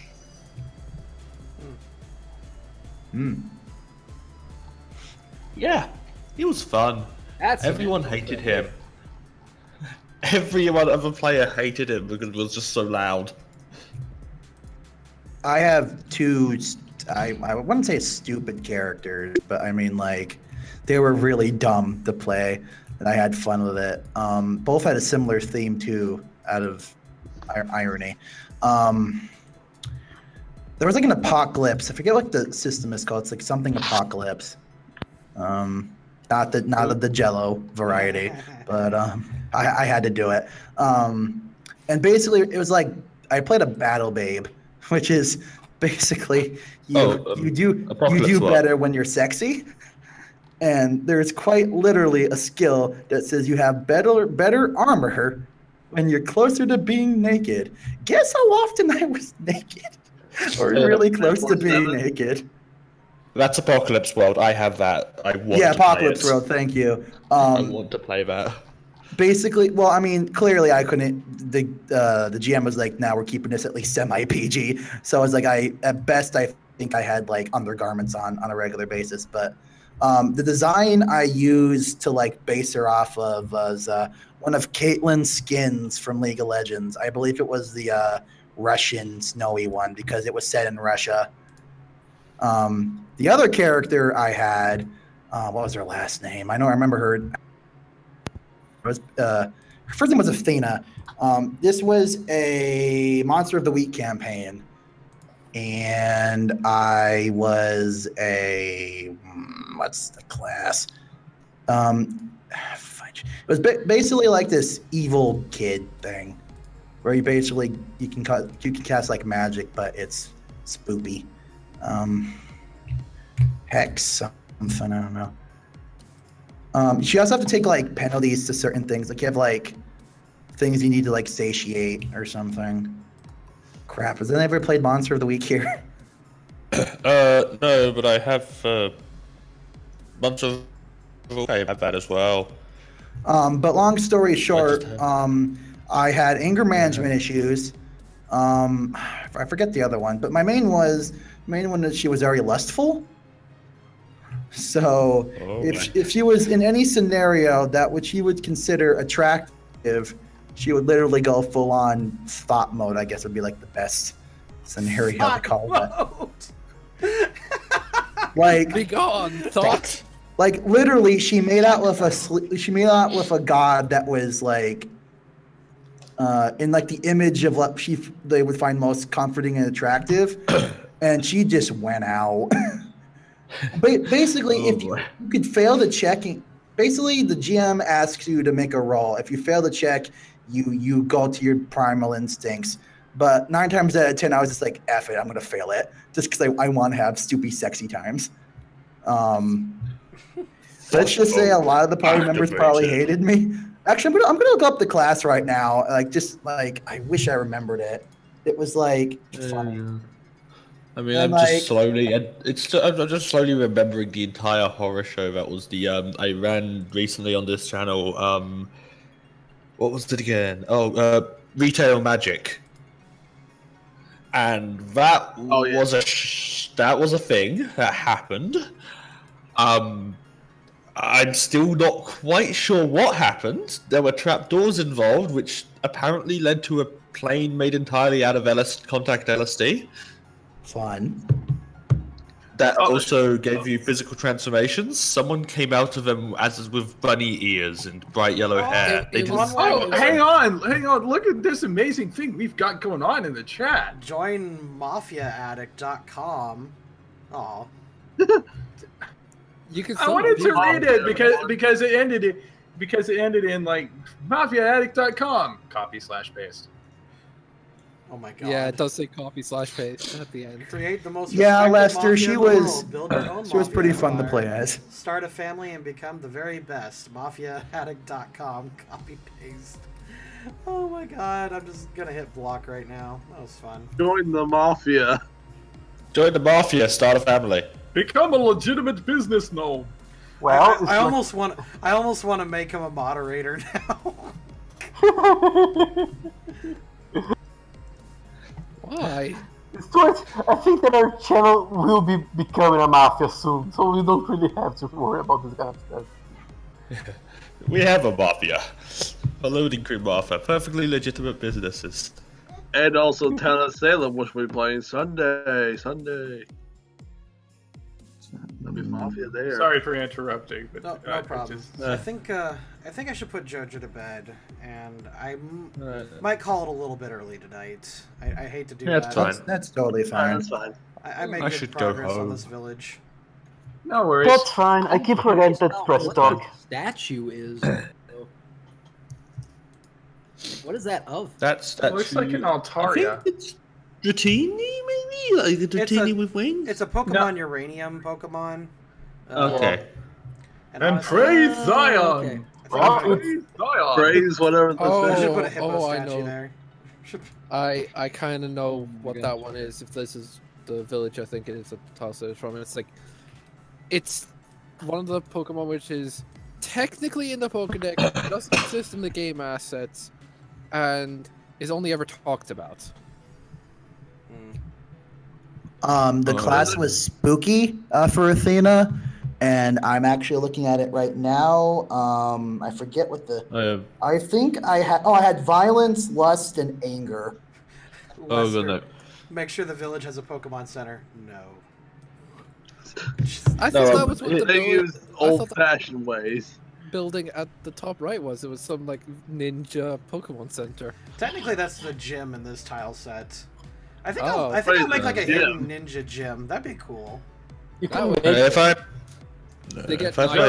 village hidden in the grass types. You can make the Pokemon Center here with a computer and stuff like those needle thingies. Oh hey, yeah, they you have can finally make a dark type gym. Yeah, finally. I have half a mind to make Stuart just put in Athena as my NPC. Okay, Hikari wants me to say this for him before I sign off. So Hikari, I am actually going to have him make a burst Akamoto sprite, and he said, I'll work on it this weekend. Also, I would like to say, if you can say this on stream, when you made Akamoto go Battle Bond then Burst, I thought to myself, wow, the sprite artist is going to be fucked with this. If only I knew back then. There you go, Hikari. This for you. And that's another thing I got to add. Also, once again, happy birthday, Hikari. Yeah, happy birthday, Happy bud. birthday, Hikari. I wheeled out the shield before we end off. That's all good. Please don't. Sure. You know what? Yeah, Shadow, you have 5 words to shill. Go casual. Exactly 5 words, no more. MP Booster Axel YouTube channel, look it up. That was more than 5 words. I don't care, it was short! You're muted! Nothing to shill. Support Stewart. Okay, good job. Ike Master. Embrace the glorious chaos! Zero, I don't know why he's not saying it, but he says, Ninja Pokemon Center, so you're not going to be able to see it. I deserve that, I'm sorry. Roberto? I have no shields. Fogey Man? Well, since you asked, Well, That's your 5 words. That's done. Oh, damn it! That's one of your words, yeah, so you got 1 word left. Subscribe to my YouTube channel. Redacted? It's snowing on Mount Fuji. Nice. Alright, good night, everybody. We're gonna Good night, everybody. Gonna go ahead and hit that stop stream. See you guys.